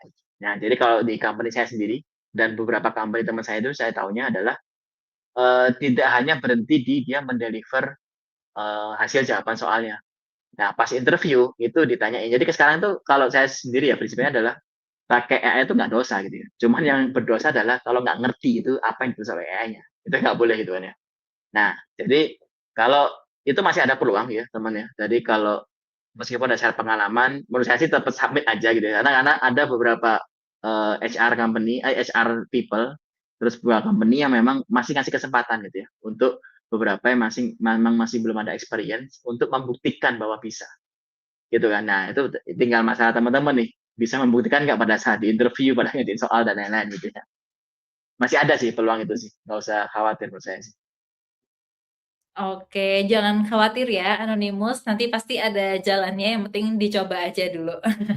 Oke, terima kasih banyak Pak Dewa untuk jawabannya. Ya, Berhubung tadi adalah sama-sama. pertanyaan terakhir untuk hari ini, mungkin sebagai penutup dari Pak Dewa ada yang bisa di-share nggak nih Pak, sepatah dua patah kata untuk teman-teman yang hadir di Coding Camp hari ini? Ya, jadi apa ya? Yang pertama tadi ya, yang mungkin saya ulang lagi yang sempat saya sampaikan tadi. Pasti pertanyaan pertama adalah dengan adanya AI, apakah software engineer hilang? Gitu ya. Itu teman-teman pertanyaan pribadi. Kalau saya lebih parah lagi, pertanyaannya ke perusahaan. Apakah perusahaan saya akan hilang? Kalau ada adanya AI. Nah, eh, jawabannya itu enggak gitu ya. Karena tadi ya saya udah explore ya ke bahkan ke negara yang memang udah advance ya penggunaan AI dan IT-nya dan dalam tanda kutip ya masyarakatnya juga lebih advance gitu ya.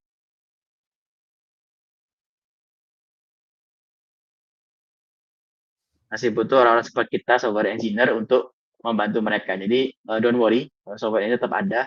Nah, cuman memang ekspektasi software engineer.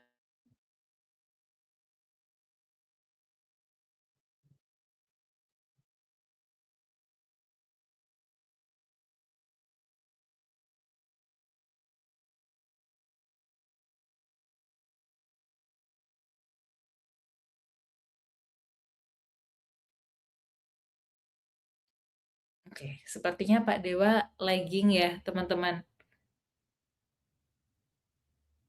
Oke, nah ini sepertinya Pak Dewa sedang, nge-lag sedikit teman-teman, tapi nggak apa-apa, tadi pesan yang disampaikan adalah, teman-teman jangan khawatir ya. Oke, ini Pak Dewa sudah kembali, mau Ya, dilanjutkan Pak?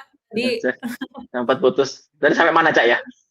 tadi sampai di, perusahaannya apakah akan hilang dengan AI, terus Pak Dewa sempat, cek di sebuah negara yang memang orang-orangnya juga udah lebih, melek dengan AI gitu ya, Pak? Iya, iya, heeh. Dan itu nggak hilang. Jadi mungkin tadi ya, Betul. itu udah oke. Jadi memang teman-teman jangan khawatir, software engineer tetap ada. Nah, tapi yang teman-teman bukan khawatir ya, harus persiapkan adalah ekspektasi ke software engineer lebih tinggi gitu ya. Jadi kalau dulu mungkin zaman-zaman startup baru muncul, itu kan banyak hire teman-teman dari bootcamp, junior-junior engineer ya, yang ya dalam sorry itu sih itu quote and quote asal bisa coding aja dia keterima ya. Nah, sekarang itu nggak ke situ. Jadi sekarang itu harapan ekspektasi orang-orang terhadap software engineer junior itu lebih tinggi gitu ya.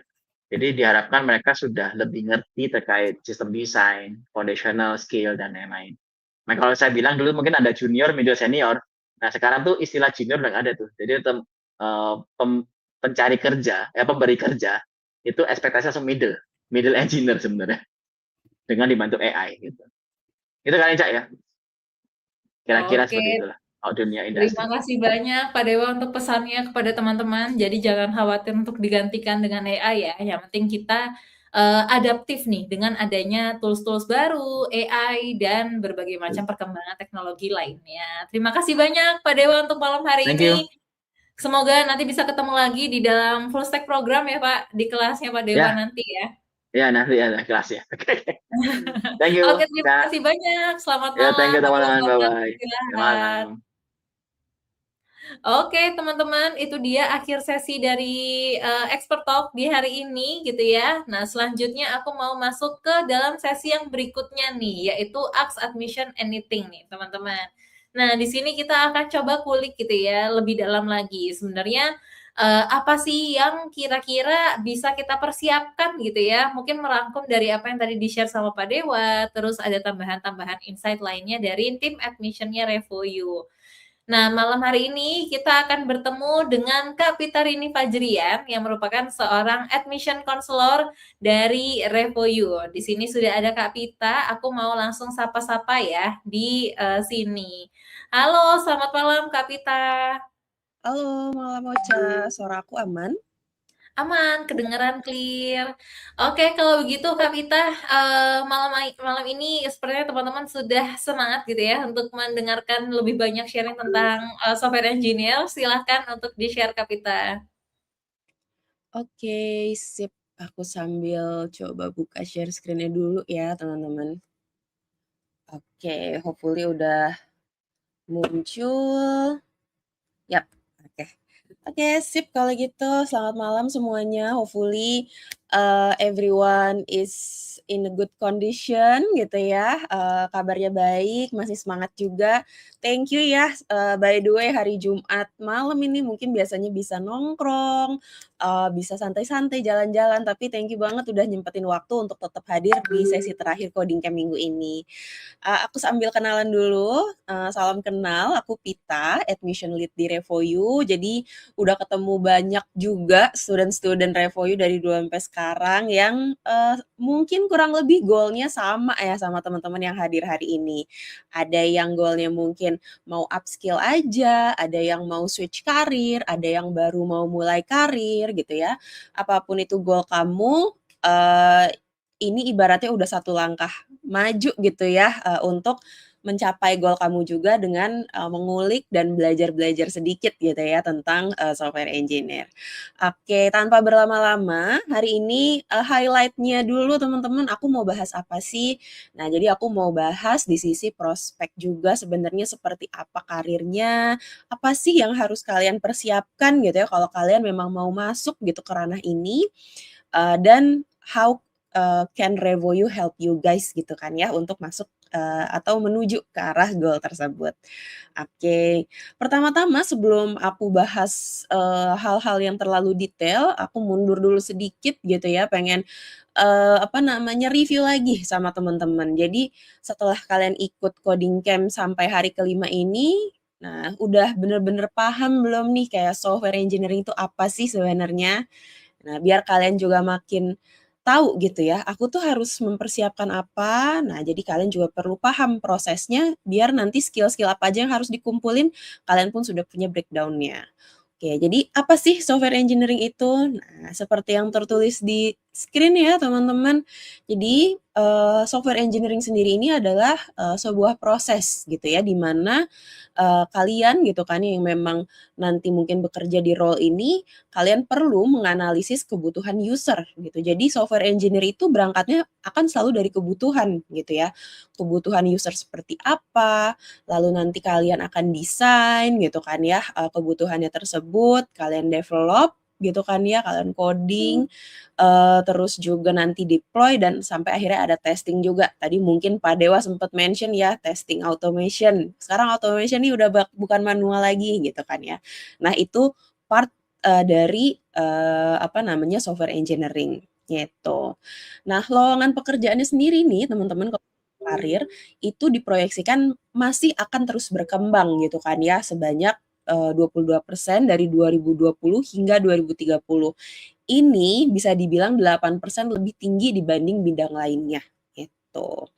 Nah, terus kalau dari sisi masa depannya gimana nih software engineering?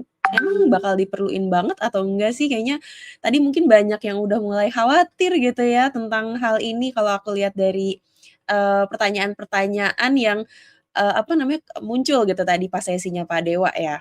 Oke, nah software engineering sebenarnya apakah masih diperlukan? Yes, ini akan masih diperlukan ya teman-teman di masa depan gitu. Karena, apa namanya, walaupun misalnya, oh teknologi sekarang udah ada AI, udah ada apa, ada yang ini lagi baru kah segala macem gitu. Nah teknologi itu kan akan selalu berkembang ya teman-teman. Dan perkembangan teknologi itu, sebenarnya siapa sih gitu kan ya, di baliknya. Nah itu adalah para penggelut ya software engineering ini ya, di bidang software engineering ini, gitu. Contohnya apa sih gitu kan ya, oh ya mungkin, mmm, pertama sebentar sebentar, aku kayaknya agak error nih teman-teman share screen-nya, aku coba ulang sedikit ya. Kapita mau Oke. dibantu share screen mungkin? Boleh kalau bisa dibantu share screen mungkin ya? Oke. Boleh. Tadi sudah sampai di sini ya, Kapita. Monggo dilanjut, silakan. Yes, bener banget. Oke, thank you so much Kak Ocha. Oke, aku lanjut ya teman-teman. Mohon maaf banget kesalahan teknisnya, kendala teknisnya. Oke, ya.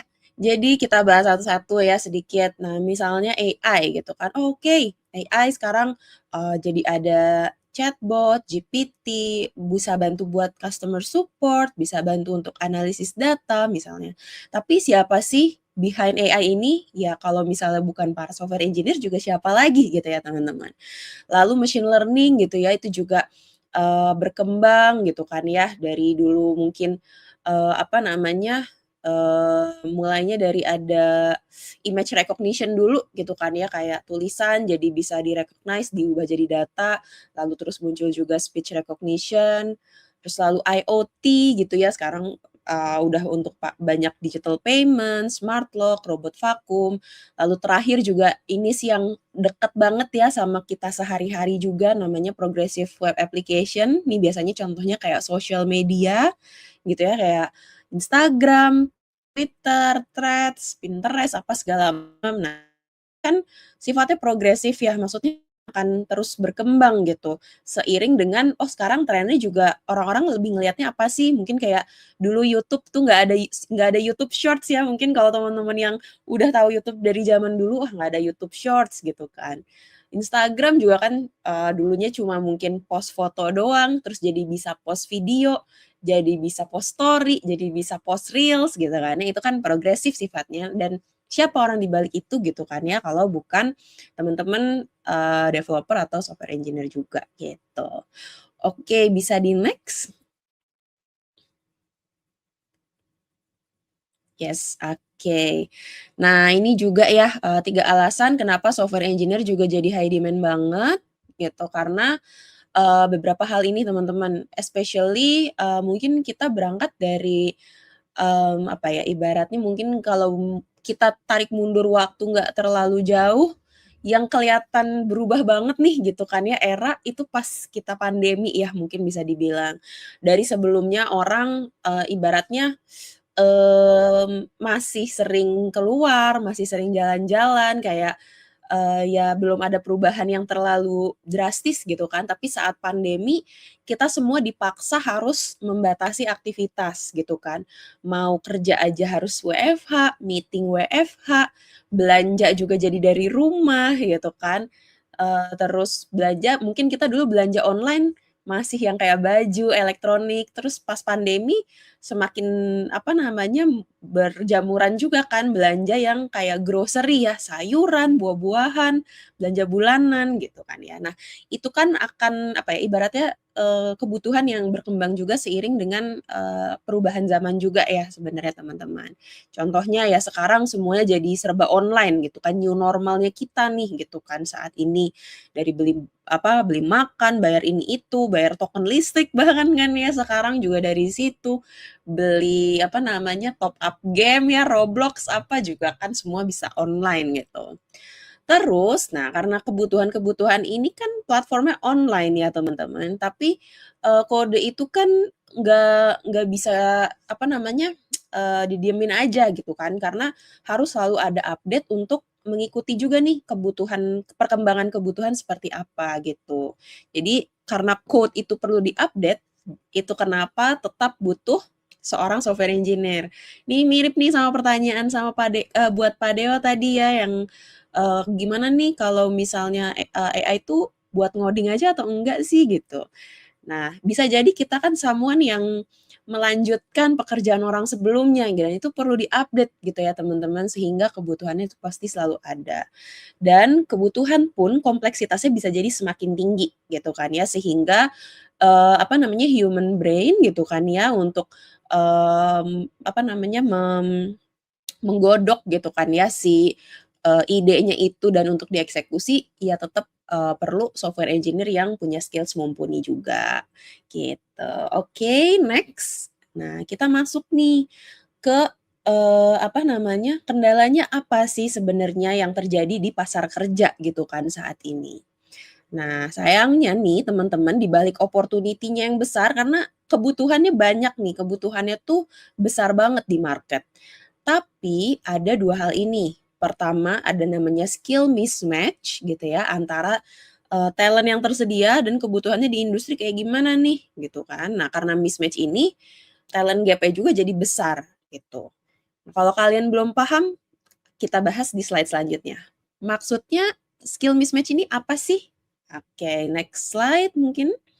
Oke, nah skill mismatch ini maksudnya, permasalahannya itu bukan dari, lulusan. Misalnya kayak, oh lulusan IT misalnya banyak tapi kok nggak keterima kerja atau gimana gitu kan ya.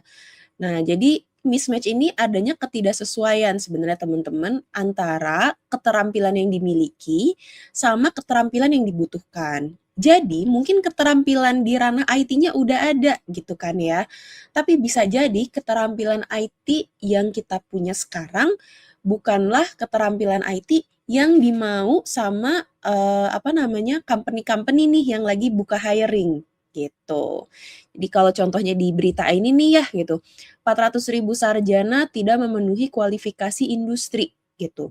Padahal sarjananya sarjana teknik informatika gitu, tapi tidak memenuhi kualifikasi industri. Mungkin berarti ada skill-skill yang dibutuhin sama industrinya tapi belum dikuasai gitu ya oleh apa namanya sarjananya gitu. Terus yang mungkin berita di kanan, oh karena tidak sesuai kebutuhan. Jadi kurang lebih ya artinya sama ya teman-teman gitu. Nah, berarti apa sih sebenarnya gitu kan ya yang dibutuhin saat ini? Oke, next slide. Nah, ini masuk juga dari pembahasan apa melanjutkan pembahasan Pak Dewa sebelumnya itu tadi mungkin udah cukup clear banget ya gitu teman-teman bahwa that's good kalau teman-teman misalnya sudah punya nanti, apa namanya, sudah punya sebelumnya misal teman-teman yang sudah lulusan IT, ataupun yang baru mau switching karir ke ranah IT dengan belajar software engineer, skill-skills, software engineer yang apa ya, ibaratnya pada umumnya pasti dipelajari, that's a good head start gitu ya. Tapi apa sih yang membuat kalian menjadi, apa namanya, applicant yang lebih kompetitif gitu ya dibanding aplikan-aplikan lain gitu di luar sana. Nah, sekarang ini mungkin salah satu contohnya ada 10 top skills gitu ya yang high demand gitu, di mana nomor satu aja udah ada AI-nya gitu ya teman-teman, gitu. Dan yang kalau misalnya kayak technological literacy itu kan ya kemahiran atau kefamiliaran kalian terhadap teknologi gitu kan, kemahiran kalian di ranah teknologi itu yang nanti di-cover based on, skill software engineer-nya gitu kan ya. Tinggal gimana membuat kalian lebih kompetitif, ya kalian lengkapin nih sama skill lain yang memang ada di sini gitu. Which kalau misalnya mungkin yang paling berkaitan, ya adalah di skill AI-nya ini. Yang benar-benar jadi senjata pelengkap ya gitu buat kalian. Oke, lanjut.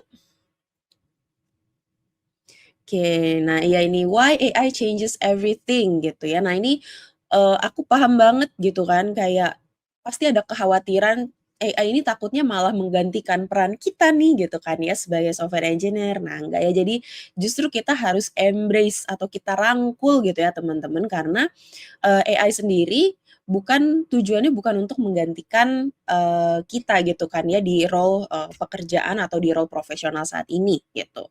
Jadi justru akan meningkatkan productivity kita, meningkatkan mungkin ketajaman kerja kita gitu kan, sehingga sebenarnya bukan mengganti tapi justru kita nih human yang tidak pakai AI lah gitu yang akan tergantikan gitu. Jadi kita harus jadi siapa nih? Jadi human yang bisa merangkul AI untuk membuat kita menjadi lebih hebat gitu ya di pekerjaan kita gitu. Jadi melengkapi skill yang memang basic skill yang harus kita punya dan AI-nya ini adalah, pelengkapnya gitu. Oke, next. Oke, nah ini kita bahas tentang yang tadi aku janjikan ya teman-teman. Berarti sebenarnya kalau aku mau masuk nih gitu kan ya ke dunia software engineer ini, mau switch karir atau mau, baru mau start karir gitu kan ya, harus punya apa sih sebagai bekal gitu kan ya, secara skill-nya dulu gitu ya teman-teman. Nah ini ada 2 jenis, ada hard skill, kalau hard skill itu kan skill-skill teknis gitu ya, atau juga ada, soft skill. Jadi bukan atau ya, justru dan gitu teman-teman, maaf nih salah kosakata. Jadi hard skill dan soft skill, jadi ini harus melengkapi gitu ya teman-teman. Hard skill tuh seperti apa? Ya mungkin kalau secara teknikal, ya seperti yang teman-teman udah tahu, oke aku harus bisa coding gitu kan ya, misalnya HTML, JavaScript dan lain-lain. Oh aku harus ngerti nih konsep front end, back end gimana, database gimana, dan yang paling baru aku harus bisa juga AI integrated development gitu kan ya, supaya aku juga tahu nih how to do software development, dengan, AI gitu kan untuk meningkatkan kinerja aku gitu. Nah itu hard skill-nya ya teman-teman. Tapi soft skill-nya perlu juga nggak sih? Of course ini perlu gitu ya, karena yang namanya kita bekerja gitu kan ya di dunia profesional, kita nggak pernah tahu nih nanti kita kerja di tempat yang apakah sudah ready sistemnya yang udah rapih banget, atau ternyata belum, atau ternyata kita itu kerja di tempat yang selalu butuh inovasi misalnya kan ya. Nah itu soft skill yang akan menjadi penunjang, pekerjaan kalian gitu. Jadi nanti misalnya tadi yang Pak Dewa sempat sebut juga, oh algoritma, terus problem solving gitu ya, karena kalau lagi error nih gitu kan ya, gimana nih ngeceknya juga kan ya, mana sih yang salah, kalau ada error di mana, ada bug di mana gitu. Critical thinking, logical thinking, dan lain-lain sebagainya gitu teman-teman. Oke lanjut ke slide selanjutnya. Oke, nah ini gimana nih Revoyu jadinya bisa bantu teman-teman kuasain skill-nya. Aku mulai next slide bahas sedikit aja tentang, struktur belajarnya. Tapi ini tadi kayaknya udah cukup komprehensif dijelasin sama Pak Dewa gitu kan ya, udah sampai dijelasin tools-toolsnya juga. I guess teman-teman harusnya udah lebih paham ya tadi dari penjelasannya Pak Dewa. Cuma aku jelasin aja pakai bahasa bayinya ya ibaratnya teman-teman. Nah, yang paling penting di sini, kalau kalian lihat kan di sini ada fase 1, fase 2, fase 3, fase 4. Ada alasan juga kenapa sih kita harus bikin fase-fase ini gitu ya, supaya teman-teman bisa mempelajari, software engineering ini juga dengan, struktur yang baik yang mempermudah learning curve kalian itu nggak jomplang langsung menikung ke atas gitu ya. Nah, salahnya kadang mungkin ada orang-orang yang belajarnya langsung programming, padahal itu pasti akan membuat kalian pusing gitu. Ibaratnya kalau kita belajar matematik, kita kan, nggak mungkin ya langsung bisa belajar aljabar, langsung bisa belajar kalkulus gitu kan ya teman-teman. Kita pasti juga bertahap kan, dulu kita belajar matematik dari, tambah-tambahan, kurang, kali, bagi gitu kan ya. Lalu dengan angka yang lebih banyak, lalu dengan operasi yang lebih rumit, ada akar misalnya kan kayak gitu. Baru kita bisa tuh kan, stepping up lagi belajar sampai yang, lebih advance, aljabar, kalkulus, statistik kayak gitu. Nah kurang lebih ini hal yang sama teman-teman, eee, apa namanya nanti teman-teman belajar itu nggak langsung masuk ke ngoding, ke sintaks gitu kan ya, yang teknikal gitu, enggak, tapi bener-bener dikuatin di fase 1 dulu gitu. Di mana di sini nanti, akan supaya gitu ya, kalau nanti teman-teman bekerja sebagai software engineer juga, kamu adalah someone yang paham sistem, nggak cuma sebenarnya ya. Gitu. Dan yang paling penting juga terakhir, di fase 4 itu ada AI driven development, nanti berarti kan kamu juga belajar nih cara konvensionalnya kan, belajar di sisi back end dan front end, tapi di fase akhir juga kamu akan mencoba, development-nya dengan, proses AI driven development. Jadi kamu punya 2 portofolio ya ibaratnya kamu bisa nunjukin bahwa, "Oh aku bisa membangun, something," gitu kan, secara konvensionalnya seperti ini, tapi eee, tunggu dulu, aku juga bisa loh gitu kan ya, bikin hal yang sama, lebih cepat mungkin kan ya, bahkan dengan AI driven development-nya gitu misalnya. Jadi itu kelebihannya ya, so by the time lu bisa label-in diri kamu juga as someone yang memang AI software apa ya, AI driven software engineer juga gitu. Bisa pamerin ya kemampuan kamu. Oke, terus untuk ininya teman-teman secara program kalau di Revoyu, jadi 4 fase ini dipelajarin di 5 bulan pertama yang namanya, Revoyu Course. Mungkin kalau teman-teman bisa lihat ada di yang sebelah kiri bawah itu ya tulisannya, 5 bulan Revoyu Course itu teman-teman akan belajar di 4 fase ini. Nah, teman-teman bisa pilih mau ikut 5 bulan aja untuk belajar skill-nya aja cukup misalnya, atau mau ikut 8 bulan dengan ditambah 3 bulan Revoyu Next untuk persiapan pencarian kerjanya. Jadi bisa pilih ya gitu. Oke, aku udah bahas yang 5 bulan pertama tentang materinya, selanjutnya bahas sedikit tentang, dukungan dan fasilitasnya juga kali ya di 5 bulan pertama seperti apa. Oke. Nah, next slide. Ini gambaran jadwalnya dulu aja, teman-teman. Jadi jadwalnya kita mirip sama mini course lagi, coding camp ya. Coding camp 5 hari dalam seminggu, cuma beda di harinya nih. Gitu. Kalau coding camp kan Senin sampai Jumat, kalau programnya kita Senin sampai Kamis dan Sabtu. Nah, yang Senin sampai Kamis karena ini kan weekdays ya, itu tetap di malam, tapi kalau yang Sabtu kita di siang hari. Supaya teman-teman tetap bisa malam mingguan nih ya, kalau mau malam mingguan nih di hari Sabtunya. Gitu, jadi don't worry, tetap bisa malam mingguan, tapi Sabtu siangnya kita belajar dulu ya, gitu. Nah, projeknya ini nanti sifatnya individual ya teman-teman, karena biar benar-benar bisa praktekin end to end semua gitu kan ya, based on memang kemampuan teman-teman masing-masing gitu. Nanti outputnya memang adalah sebuah aplikasi fungsional gitu kan ya, yang aku bilang tadi bisa jadi 2 jenis gitu ya portofolionya, ada yang secara software engineering konvensionalnya gimana, tapi ada yang development secara AI-nya juga, gitu. Oke, next. Oke. Sip.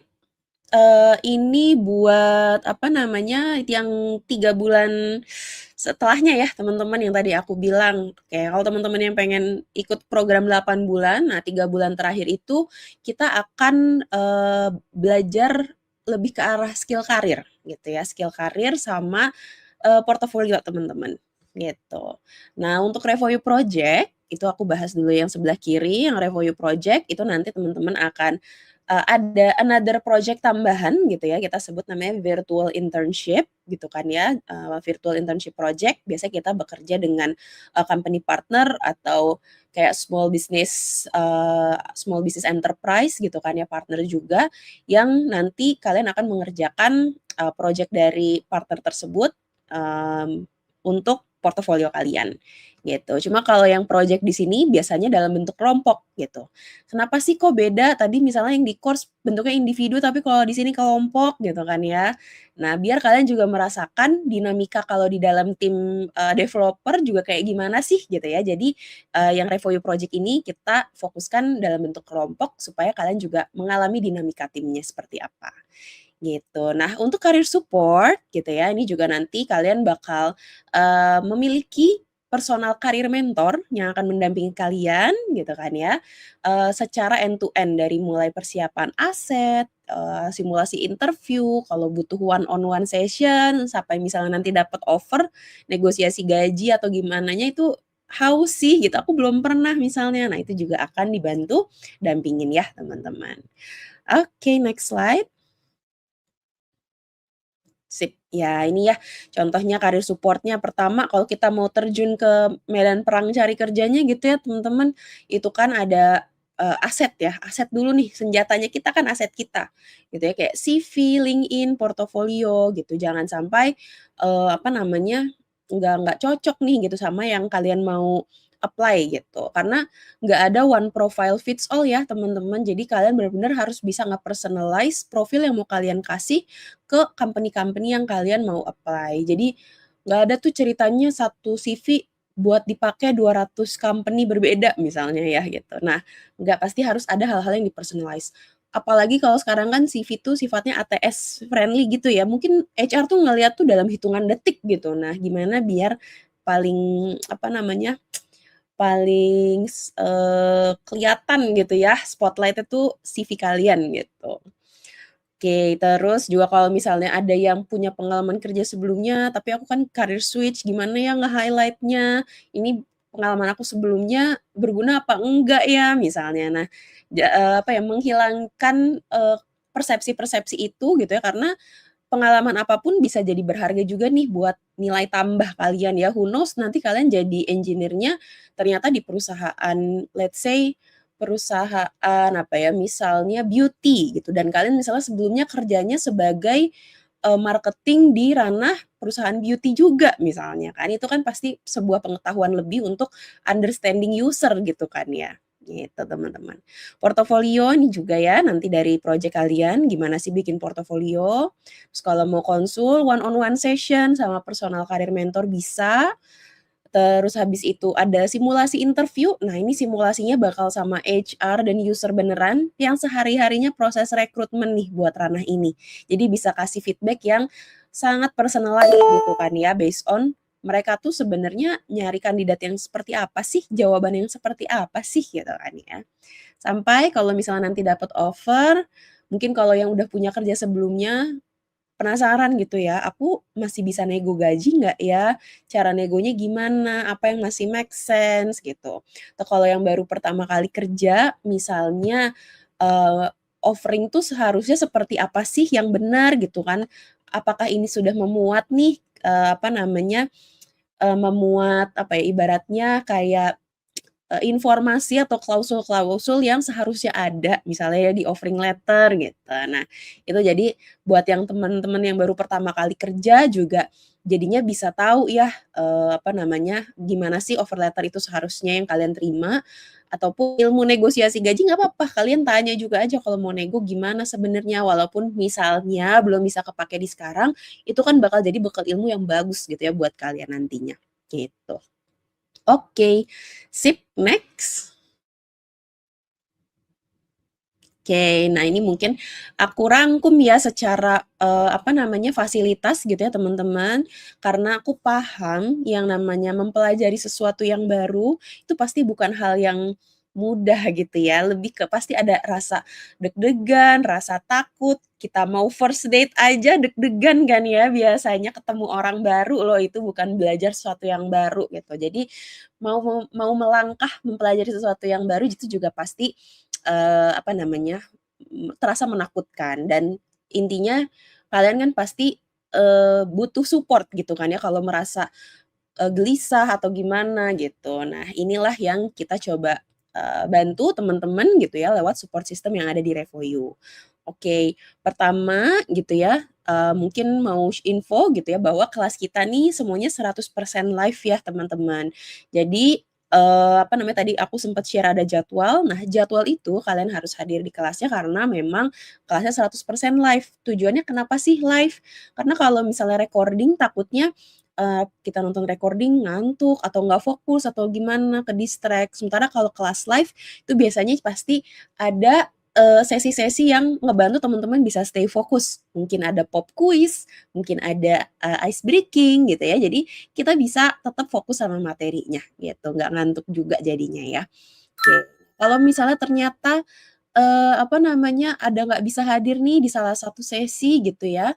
Nah, teman-teman juga tetap bisa akses kelasnya itu lewat rekaman dan rekamannya ini akses materinya seumur hidup ya. Jadi walaupun teman-teman udah selesai di Revoyu, tetap bisa akses materinya lagi kapan aja, berapa kali pun silakan. Bahkan kalau ada update, apalagi AI kan cepet banget ya teman-teman berubahnya. Nah, kalau ada update, kurikulum itu juga tetap terupdate di apa namanya, learning system kalian. So, ini adalah investment jangka panjang juga sebenarnya secara ilmu buat teman-teman, gitu. Oke, untuk dukungan pembelajarannya gimana sih? Nah, dukungan pembelajarannya kita double banget, gitu ya, namanya dual mentorship. Jadi ada expert dan ada mentor. Expert itu kayak kayak mana nih, Kak, expert tuh? Nah, ini kayak Pak Dewa tadi ya, adalah expert-expert yang akan mengajar di kelas sebagai instructor, gitu. Namun para expert ini kan seniority levelnya sudah cukup tinggi ya teman-teman. Mungkin kalau di luar jam kelas, bisa dibilang cukup sibuk. Itu kenapa para expert juga punya asisten yang nanti disebut mentor, gitu. Jadi kalian punya personal mentor, kalau masih ada, materi mungkin ya yang kalian masih belum paham atau lagi ngerjain tugas, "Duh Kak, aku ngerasa stuck nih di poin ini gitu kan ya. Nah, kalian bisa sesi one on one sama mentornya di luar jam kerja lagi, sorry, di luar jam kelas ya, teman-teman. Ya, gitu. Jadi ada expert dan ada asistennya expert ya, yang yaitu namanya mentor untuk dampingin proses belajar kalian. Oke, nah walaupun tadi aku bilang juga ya, project kelasnya yang waktu di 4 fase pertama itu projeknya individu loh gitu ya, tapi tetap ada group session gitu ya, karena supaya, tetap ada brainstorming, ada discussion juga di antara teman-teman yang mungkin perspektif juga beda-beda gitu ya. Dan terakhir, kita juga ada namanya AI Learning Assistant, kita sebutnya namanya RALA ya teman-teman, ada namanya. Review AI Learning Assistant. Nah, jadi ini pertolongan pertamanya banget nih buat kalian, misalnya lagi belajar materi tertentu, "Duh, aku ada yang nggak paham." Tapi sekarang udah jam 12 malam nih mungkin. Nah, kan mentor mungkin sudah off ya teman-teman. Nah, pertolongan pertamanya kalian bisa nanya dulu ke RALA gitu, karena nanti, bisa dijawab dulu kan ya sama RALA-nya. Entar kalau ada yang kurang paham tinggal kalian catet dan kalian jadwalin aja sesi one on one sama mentornya kalian, gitu. Kenapa sih lebih baik mungkin menggunakan RALA? Karena RALA ini, namanya AI kan harus dikasih makan ya teman-teman. Nah, RALA ini kan sudah di-train gitu ya sama tim, kurikulumnya kita untuk benar-benar tahu nih bahwa kamu adalah first time learner, kamu lagi belajar program apa sih, kamu lagi belajar materi apa sih gitu kan ya. Sehingga kalau kamu nanya, jawabannya itu nggak terlalu kemana-mana gitu ya, karena udah tahu kamu siapa gitu. Kalau misalnya mau nanya ke kayak GPT atau Gemini biasa, bisa nggak sih? Bisa aja gitu, cuma takutnya terlalu random dan kalian malah jadi bingung gitu ya. Kalau di Rala ini kan sudah dibantu, di-tailored untuk kebutuhan teman-teman belajar gitu. Oke, next. Oke, nah ini kalau tadi aku bilang juga ada investasi jangka panjangnya di sisi learning system-nya yang materinya juga akan terupdate. Ada juga investasi jangka panjangnya itu sebenarnya di sisi community ya, teman-teman. Yang namanya ilmu pasti kan berkembang terus. Lalu juga di sisi kebutuhan profesional itu juga kan pasti akan berkembang ya. Mungkin, aku mau cari kerja lagi sih tapi kayak 2 tahun lagi. Atau ternyata 2 tahun lagi aku lebih butuh teman kolaborasi nih mungkin ya gitu untuk project aku gitu. Nah itulah kenapa kita bener-bener jaga siapin ekosistemnya buat kalian. So ini bukan cuma tempat belajar tapi kita coba build Revoyu itu sebagai ekosistem ya teman-teman. Nah jadi walaupun udah selesai program, lifetime learning kalian tetap berjalan, networking-nya juga tetap berjalan. Nah, ini buat teman-teman yang nanti jadi alumni, biasanya ada special event atau, akses gitu ya buat teman-teman alumni juga. Ada acara-acara yang sifatnya, offline. Contohnya yang sebelah kanan tuh ada namanya Basecamp Day, ada yang namanya Revoyu Chapter. Nah, ini biasanya tergantung, kota domisili gitu kan ya. Contohnya, oh ada nih chapter Medan, chapter Surabaya, chapter Bali, chapter Jogja gitu ya misalnya. Nah, itu biasanya, melakukan rutin ada perkumpulan-perkumpulannya, supaya para alumni bisa ketemu, gitu kan ya. Nah, dari ketemu inilah biasanya juga jadi ngebuka peluang-peluang baru gitu ya, teman-teman. Mungkin ada project bareng, ada peluang opportunity kerja baru gitu ya, karena tahu dari sesama alumni juga, gitu. Terus ada juga kalau misalnya nggak bisa offline, kita juga ada yang online. Contohnya AI Community sama Revoyu Club. Kalau klub nih mirip sama ekskul ya kalau waktu kita sekolah atau kuliah gitu. Misalnya dulu aku ikut ekskulnya ekskul nari atau angklung gitu ya. Ada teman-teman mungkin di sini ekskulnya olahraga gitu kali ya, basket ya, anak basket ya dulu biasanya keren banget gitu. Basket atau apa namanya, tenis mungkin ya, tenis klub atau klub buku. Nah, ini kurang lebih mirip ya teman-teman. Jadi ada berbagai klub juga di Revoyu. Kalau klub software engineer ada nggak nih Kak? Nah, ada ya, software engineer juga ada gitu. Jadi selayaknya ekskul ada pengurusnya juga dan harus rutin nih ngadain acara juga gitu ya. Jadi biasanya ngebahas nih, oh perkembangannya sekarang gimana sih? Ada challenge-challenge baru nggak? Yuk bahas bareng gitu ya. Jadi kalian nih sebagai orang yang bekerja di ranah itu juga nggak merasa sendiri ya kalau ternyata lagi ada perkembangan atau challenge-challenge tertentu nih yang lagi muncul gitu. Oke, terakhir AI juga. Nah, AI ini saking cepetnya perubahannya, jadi kita bikinin apa ya, community khusus gitu ya teman-teman, community khusus. Jadi memang ini kadang ada perkumpulan offline, kadang ada online-nya juga, mirip kayak forum gitu kan ya. Jadi memang, rame banget di sini karena perkembangannya cepet banget lah ya gitu. Terus kalau job-job opportunity gitu kan ya, Revoyu ada juga nggak sih? Ada, kita juga ada channel khusus di Slack. Biasanya itu di-share berbagai kesempatan kerja ya dari alumni kita mungkin, dari kontributor ya kayak career coach, instructor, atau mungkin company-company yang memang berpartner sama Revoyu. Kalau misalnya memang sedang membuka lowongan, itu juga biasanya di-share di dalam channel job opportunity Slack-nya. Terakhir alumni helpdesk ini ya mungkin kayak apa namanya, resepsionis untuk kalian gitu kan ya, kalau ada pertanyaan apapun nih sebagai alumni, kalian bisa reach out pertama kali ke helpdesk dulu juga untuk ngebantu, pertanyaan kalian, gitu. Oke, itu mungkin ya kelebihan life after programnya, jadi ekosistem as a whole. Nah, next slide, mungkin, mmm, lebih ke membahas pertanyaan, banyak teman-teman. Oh, ternyata ini sorry, sambil sedikit, apa namanya, portofolio dikit ya teman-teman. Jadi, untuk, lulusan Revoyu sendiri gitu ya, biasanya juga, banyak gitu ya udah bisa accelerate karir, melalui Revoyu di beberapa perusahaan top gitu ya, Indonesia ataupun yang Asia Tenggara juga banyak, gitu. Nih, sedikit FYI aja buat teman-teman. Oke, lanjut. Yes, oke. Nah, ini yang jadi pertanyaan teman-teman mungkin ya gitu. Jadi untuk investasi biaya pendidikannya kayak gimana sih, Kak? Oke, nah untuk investasi biaya pendidikannya sebenarnya tergantung nih teman-teman, apa, memutuskan untuk ikut programnya itu yang berapa bulan gitu. Apakah yang 5 atau yang 8 bulan gitu ya, tergantung kebutuhan teman-teman. Bulan aja, Kak, aku cuma pengen upgrade skill gitu kan, boleh. Atau kayak aku mau 8 bulan, Kak, soalnya butuh buat pendampingan nih, pencarian kerja, portofolio, interview gitu kan ya. Itu di, 8 bulan gitu. Dan apa namanya, metode payment pun sebenarnya bukan harus langsung di awal nih, banyak yang suka nanya ke aku ya, "Kak, ini harus langsung bayar di awal ya?" Gitu. Nah, enggak ya teman-teman gitu. Mau langsung bayar di awal boleh, karena biasanya ada diskon tambahan untuk pembayaran pelunasan langsung, tapi kalau dicicil gitu ya, itu juga bisa banget. Cicilan bisa ada yang sampai 6 kali kalau mau tanpa bunga, atau kalau ada yang punya akun Kredivo, Akulaku, atau Shopee PayLater itu juga ada, apa namanya, opsi bisa installment, melalui tersebut, gitu. Nah, don't worry ya teman-teman, kalian nanti misalnya ngeklik link untuk ngechat apa, ke counselor-nya, kalau misalnya nanti diajak konsultasi, diajak ngobrol dulu, nggak apa-apa, kalian, apa namanya, ceritain dulu aja kayak sebenarnya tujuan kalian itu goal karirnya pengen kayak gimana, kebutuhan kalian seperti apa, tanya-tanya lah gitu ya yang banyak tentang programnya ke counselor-nya, supaya kalian tahu dulu aja kalian cocok atau enggak.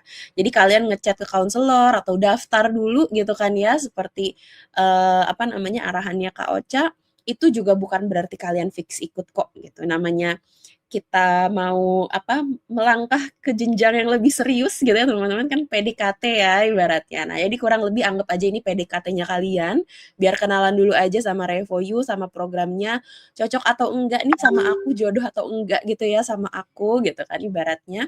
Nah, jadi boleh banget konsultasiin dulu aja gitu. Jadi yang penting kalau udah ngobrol kan jadi tahu ya aku oke nggak ya gitu kan ya, masalah lanjut atau enggaknya, I think itu bisa ditentukan nanti setelah kalian juga udah merasa yakin ya setelah ngobrol.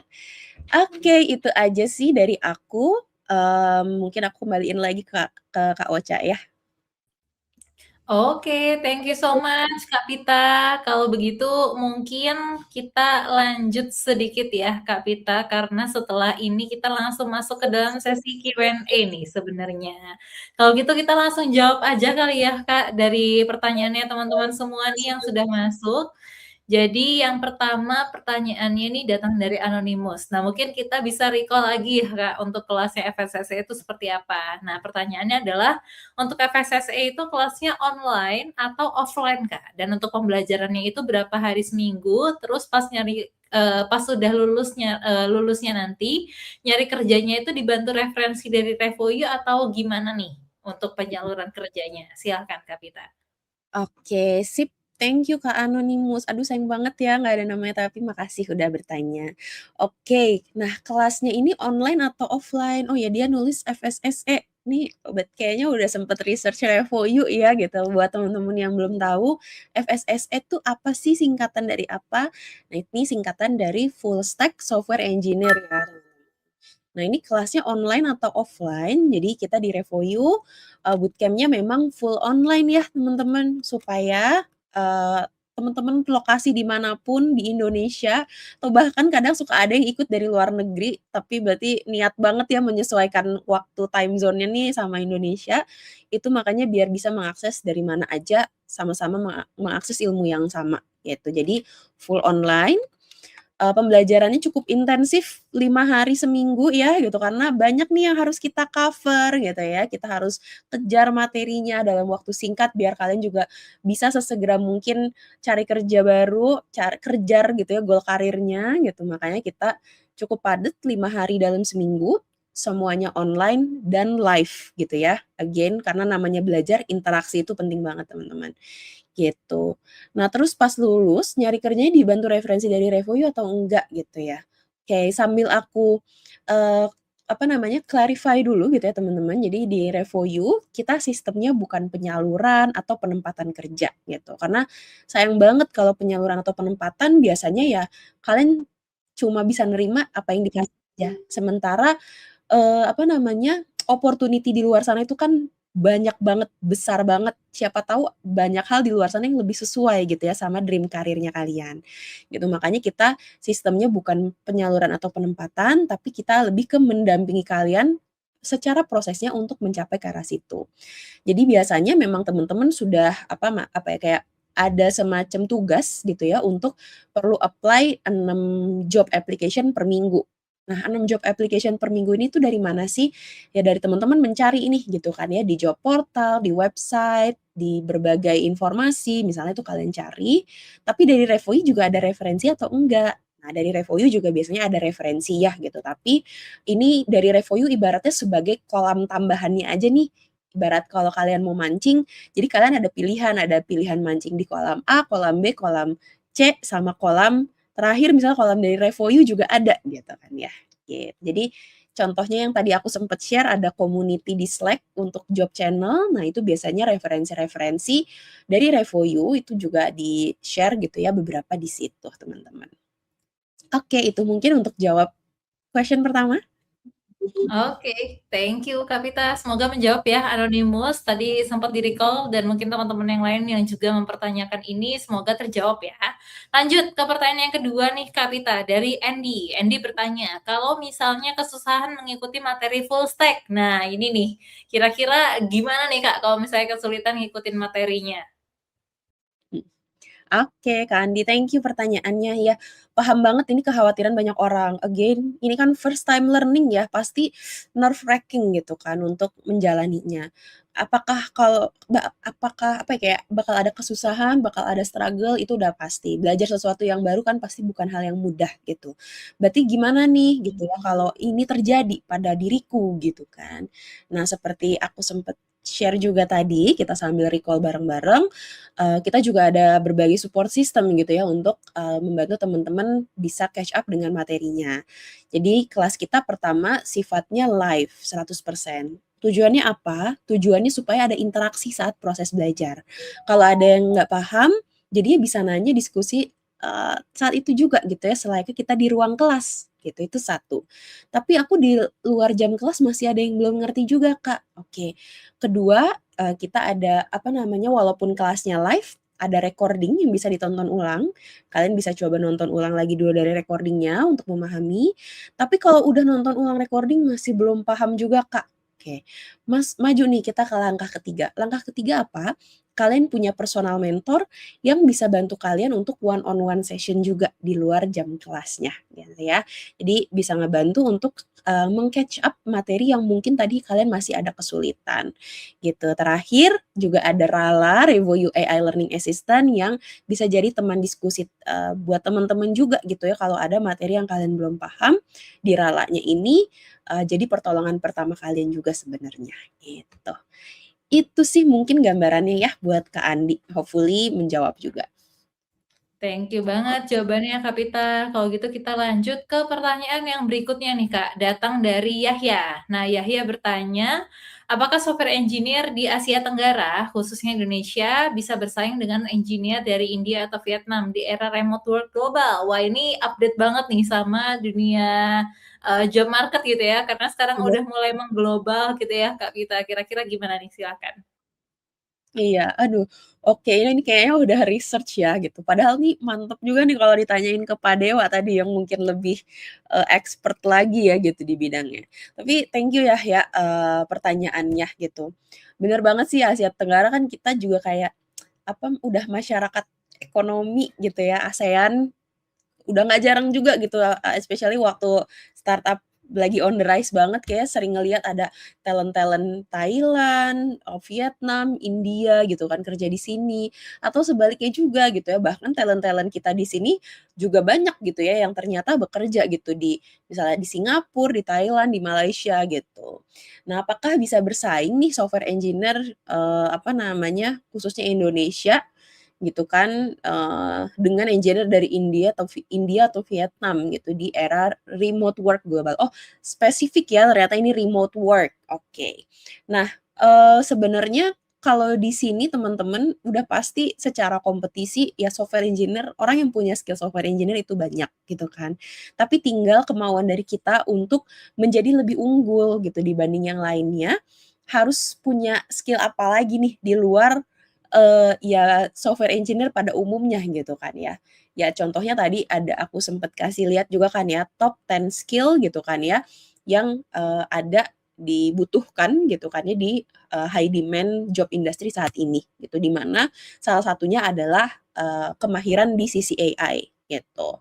Karena ya pengaplikasian AI kan sekarang secara tools AI itu juga udah ada banyak banget gitu kan. Terus kegunaannya sebenarnya bisa buat apa aja sih gitu kan ya. Nah, dengan apa namanya, misalnya contohnya kalian ikut bootcamp gitu kan, bootcamp itu kan pasti kurikulum itu dikurasi ya teman-teman, dibikin dulu, dikurasi, ditelaah, apakah ini fit job market atau enggak juga gitu. Nah, dari berbagai misalnya kayak tools AI yang ada di luar sana gitu, terus juga, oh kenapa sih kita pilih pilih ini, pilih itu gitu kan ya, pilih pakai tools ini, tools itu gitu kan. Itu pasti udah dipilih berdasarkan apa sih gitu kan ya, tools yang paling pertama nggak cuma paling sering dipakai, tapi juga, tools yang ibaratnya bisa membantu kamu produce, the best, quality of work gitu. Berarti kalau persaingannya nanti di, era remote work global, ya itu tadi perlu menambahkan skill baru gitu kan ya, skill yang membuat kamu lebih unggul di antara, job competition lainnya. Salah satunya contohnya AI gitu. Dan kalau mungkin, kalau di Revoyu kita kan contohnya pakai Kiro gitu ya, Kiro sendiri kan, buatan dari AWS gitu ya, Amazon Web Service, di mana mungkin kalau secara company gitu ya teman-teman, banyak company di Indonesia ataupun secara global, mereka kan juga pakai infrastructure dari, AWS. So ini adalah, something yang harusnya jadinya, familiar gitu untuk banyak perusahaan juga, gitu. Oke, itu mungkin Kak Ocha. Oke, thank you banget Kak Pita. Nah, kita lanjut ke pertanyaan berikutnya. Pertanyaannya adalah, apakah lulusan SMK saja bisa menarik perhatian perekrut nih Kak Pita? Dan apakah untuk menjadi seorang software engineer harus selalu lulusan sarjana atau diploma? Nah, ini mungkin melihat dari experience-nya alumni Revoyu, kira-kira sepengetahuannya Kak Pita nih, atau mungkin sepengalamannya Kak Pita bertemu dengan alumni Revoyu atau mungkin yang mau apply ke Revoyu ini kira-kira gimana Kak untuk pengalamannya? Oke, sip. Thank you Kak Anon pertanyaannya. lulusan SMK bisa nggak sih menarik perhatian gitu kan ya. Bisa kok teman-teman, karena software engineer ini kan, tadi kalau Pak Dewa bilang itu juga, skill gitu kan ya, akan melihat skill based gitu. Jadi, shot your chance gitu kan ya, coba aja gitu, walaupun kadang memang ada perusahaan yang cukup rigid gitu ya, cukup kaku dari sisi, apa namanya, requirement atau persyaratan. Biasanya perusahaan apa sih? Perusahaan yang mungkin memang cenderung lebih besar gitu kan ya, perusahaan besar yang konvensional atau mungkin, badan usaha kayak milik negara misalnya kan ya, pasti mereka sudah punya standar tertentu. Tapi juga ada kan ya perusahaan-perusahaan mungkin kayak some startups gitu ya, yang bisa jadi batu loncatan juga sebenarnya. Jadi bukan berarti, apa namanya, "Oh aku pengennya perusahaan yang besar, tapi kok aku nggak diterima-terima ya?" Gitu. Nah, mungkin ada juga gitu ya perjalanan yang mulainya, apa ya, kita sifatnya apa namanya, stepping stone gitu ya, kayak batu loncatan dulu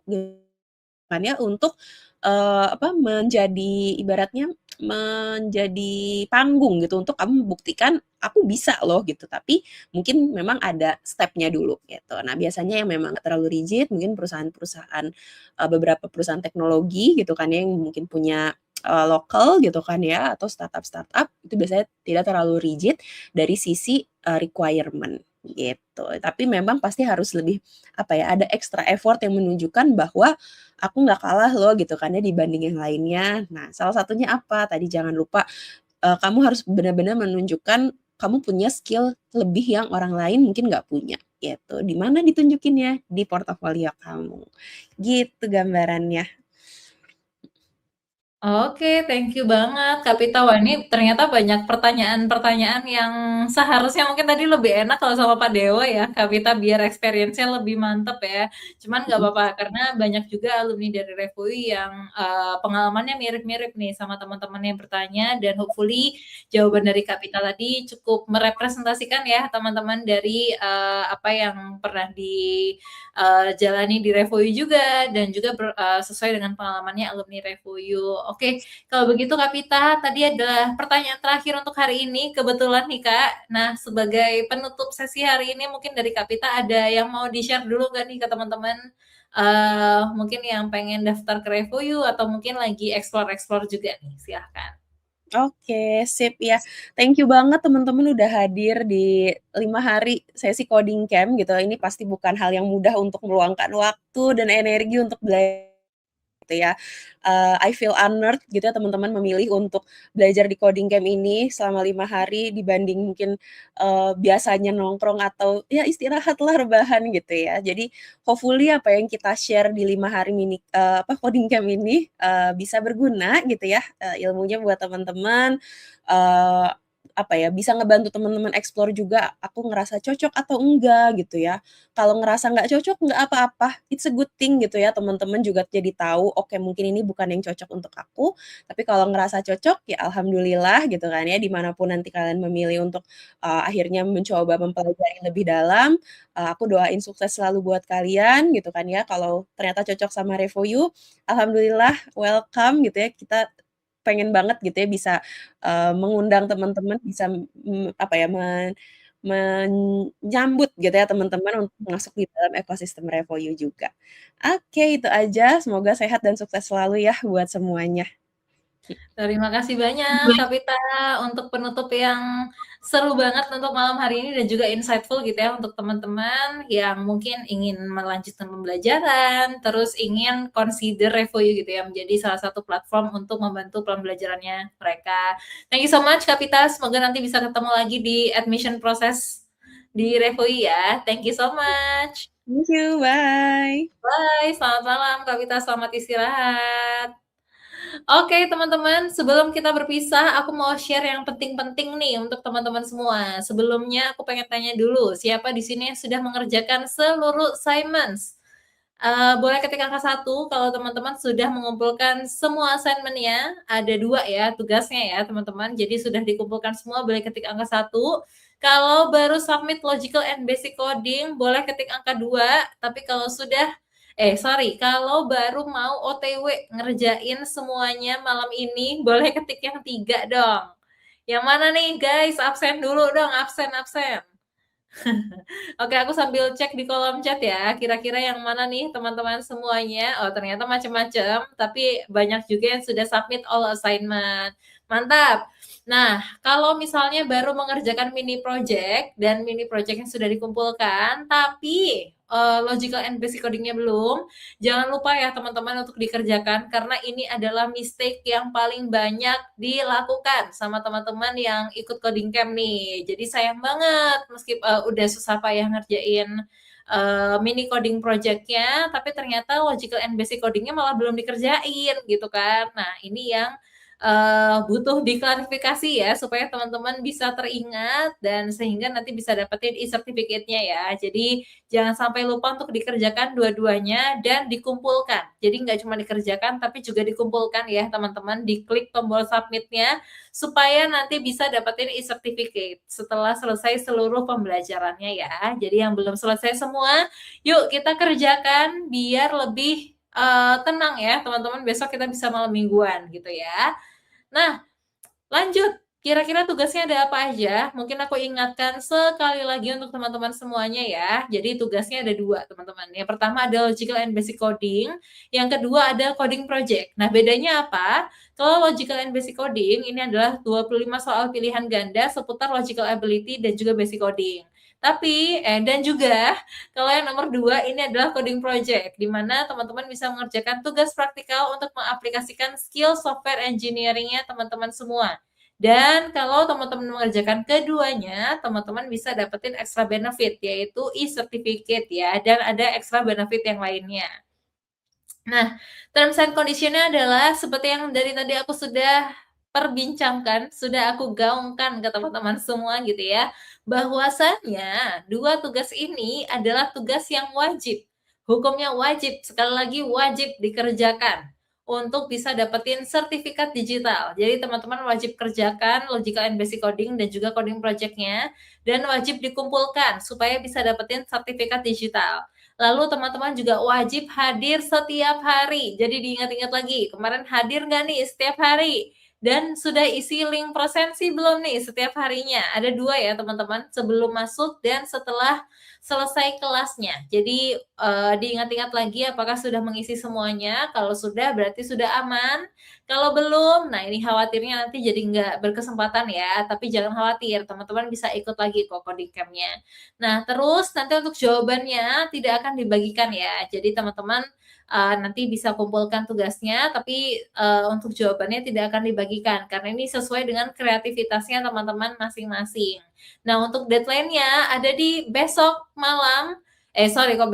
Besok siang. Jangan sampai salah ya.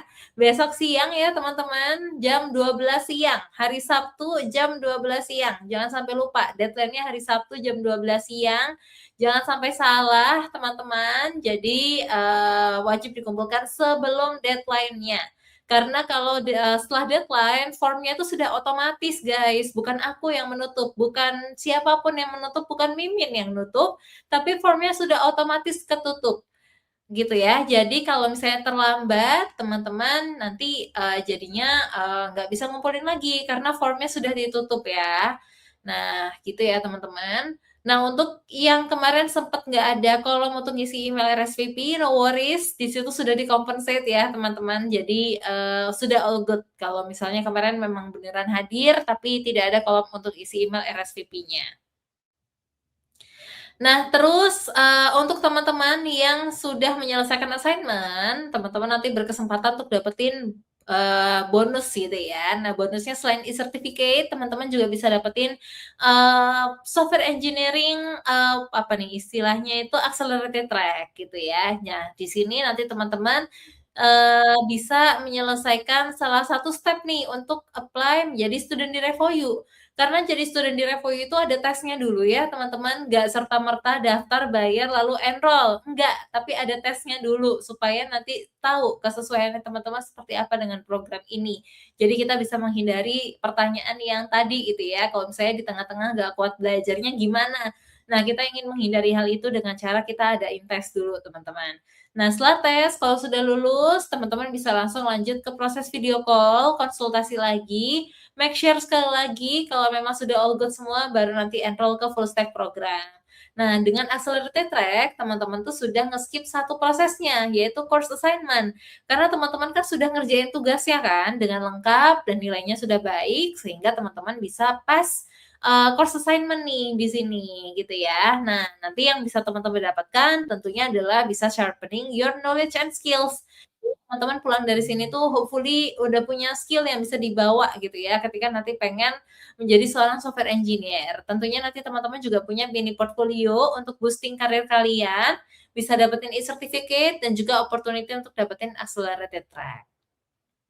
Nah, terus kalau misalnya teman-teman pengen daftar gitu ya, teman-teman sekali lagi bisa banget langsung aja scan QR code yang ada di layar. Atau teman-teman juga bisa banget nih untuk untuk klik link yang ada di dalam kolom chat ya. Dan sekali lagi aku mau ingatkan bahwa di sini Revoyu itu pengen memberikan ilmu ke teman-teman yang nggak cuman untuk belajar teorinya software engineering doang nih, tapi benar-benar menyiapkan teman-teman untuk bisa job ready di luar sana. Jadi untuk yang pengen upskilling, switch career, atau mungkin sebelumnya baru lulus gitu ya dari perkuliahan di bidang yang sama, no worries teman-teman. Kesempatannya memang saat ini tuh banyak hal gitu ya yang butuh untuk kita explore, sehingga bisa banget nih kita untuk explore lewat Revoyu Full Stack Software Engineering. Nah, itu dia penutup dari sesi kita di malam hari ini, teman-teman. Aku ingin mengucapkan terima kasih banyak untuk teman-teman yang sudah hadir di dalam sesi malam hari ini, terutama yang sudah ikut dari hari pertama sampai hari terakhir gitu ya, tanpa ada yang bolong sekalipun. Congratulations, you have stepped your milestone one step ahead than the others gitu ya. Congratulations dan terima kasih juga teman-teman sudah menyempatkan waktunya, sudah meluangkan waktunya untuk belajar. Semoga perjalanan belajar kalian lebih lancar setelah ini dan semoga nanti teman-teman juga bisa mengeksplor karir gitu ya di bidang software engineering setelah ini. Dan tapi kalau misalnya teman-teman ingin belajar lebih lanjut, ingin belajar yang lebih komprehensif, teman-teman bisa langsung aja yuk daftar ke Revoyu Full Stack Software Engineering karena slotnya sangat-sangat terbatas. Kuota belajarnya nggak banyak, teman-teman. Jadi kalau saran aku sih daftar aja dulu, nanti konsultasi lagi, baru nanti diberi invoice untuk pembayaran ya. Jadi jangan khawatir ya, teman-teman. Sekali lagi thank you so much. Semoga lancar-lancar belajarnya. Sampai jumpa di lain kesempatan, teman-teman. Dan sampai jumpa juga di Full Stack Program. Bye-bye.